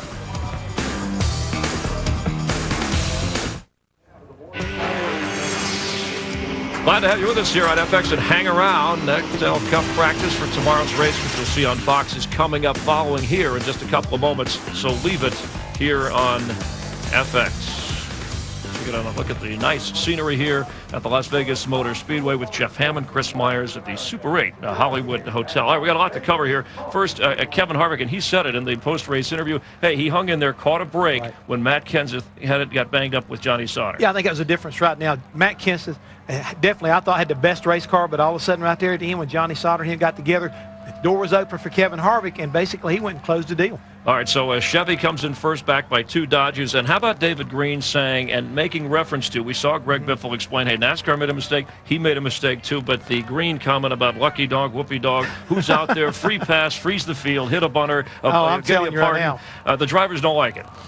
Very confusing for a lot of the guys today, and I think especially right there, you were hearing a lot of frustration right there by David Green. Kept his composure because I know he was frustrated with the fact that he got together with Greg Biffle right there, racing for 10th, and he felt like I think he had a shot at finishing in the top 5, but because of the way the rules worked out today, he kept getting pushed back, and by the end, hey, he got a tore-up race car. Former winner, in fact, the only one in this field, and he led for a while, had a good car today. Joe Nemechek is standing by with our Steve Burns. Steve? And Chris had the best car for a long time. Joe, what an up-and-down day for you guys. Really disappointing. Had all the folks from Cell One here and Dobson Cellular Systems. And our Cellular One North Network Chevy was very, very good. I mean, started the race, no one was even close. And all of our problems started with me missing pit road. I got in just a little bit too fast, and when I hit the marbles, I slid. And I didn't know if I was going to take the outside cones out, and I didn't know if that was a penalty or not. So I'm going to have to get clarification on that. We're all confused today, Joe. So, you know, I missed pit road, and then when we were on the pit stop, they got a gas can hung, and we had a stop-and-go penalty. But still to come back and be on the lead lap, finish 9th. We overcame incredible obstacles. Our car was good. Wagner motor, power, awesome. We had the car to win, but we didn't win. That's the way it goes. Good luck tomorrow. Thank you. Let's check in with Dick Berggren.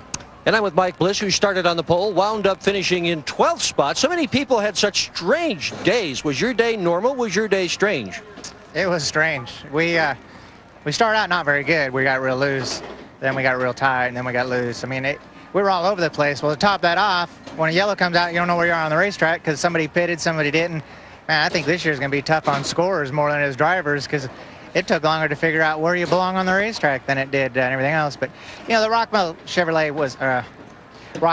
Chevrolet was good at the end. It took a few laps to get going, and we, you know, at the end, we only had 5 or 6 laps. But, you know, we're pretty happy. We're pleased with that. We finished. It looked like it wasn't going to be a good day the way all those cars were 4 wide getting into 1, and it was a pretty eventful day. And the team is definitely coming together. Mike Bliss started on the pole today, ran well all day long. Thanks, Dick, and we'll come back as we got to look at the results. Casey Kane second there to Kevin Harvick. The complete results and point standings coming your way from Las Vegas in a moment.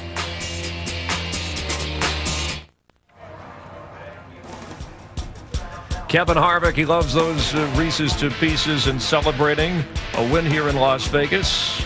And you got to see the Busch points leader on display and add to his lead today.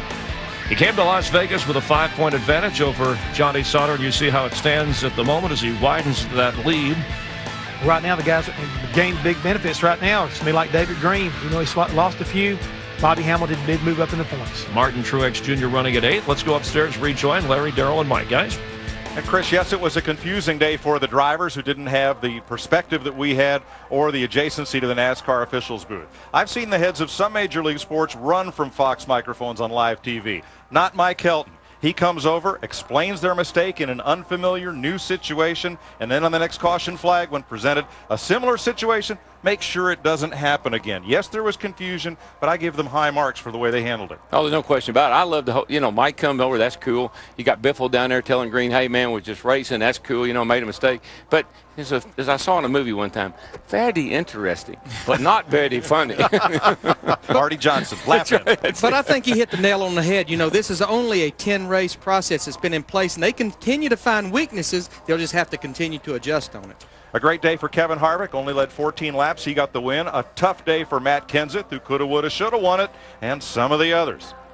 Back down to the Super 8 Hollywood Hotel to close us out. All right, thanks, guys. And Matt Kenseth led the most laps at 68, and it really was a veteran. Harvick's only 28, but he held off the 23-year-old young gun, and you said that at the start of the broadcast. Told you he was going to take a veteran right there, and that's what happens. A guy like Kevin Harvick, he kept his cool, kept his foot in the right place, drove his car down and put a little bit of a block on that young man, but it's going to be a great race probably tomorrow, too. And we said Kevin Harvick. I want to talk about tomorrow. Third in the Cup points. You just saw the Busch points leader. What should we look for based on what we saw today? With all the confusion, it was a great finish, and it was exciting, and that's what Vegas, that's what this town is all about. That's what it's all about. But right now, what the whole deal is going to be tomorrow is no mistakes. No mistakes by the driver, no mistakes by the crew, and let's hope no mistakes by NASCAR.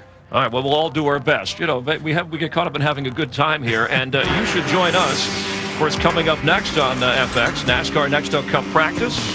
Get to see who has the last-minute adjustments for tomorrow.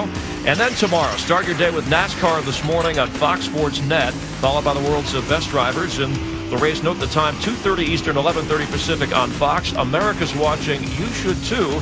We'll talk to some of the rookies in the race and also get you ready for the race tomorrow. So Kevin Harvick holds off Kasey Kahne. Runner-up Kasey putting on last-second dramatic fashion. Help to set the tone. Yeah, they started and they finished. Over 100,000 people, over $1 million going to the winner as Kevin Harvick cashes in. And tomorrow, be with us on Fox. Robert Goulet will sing the anthem. Robin Leach will do driver introductions. It doesn't get any bigger than that. FX Nextel Cup practice coming your way.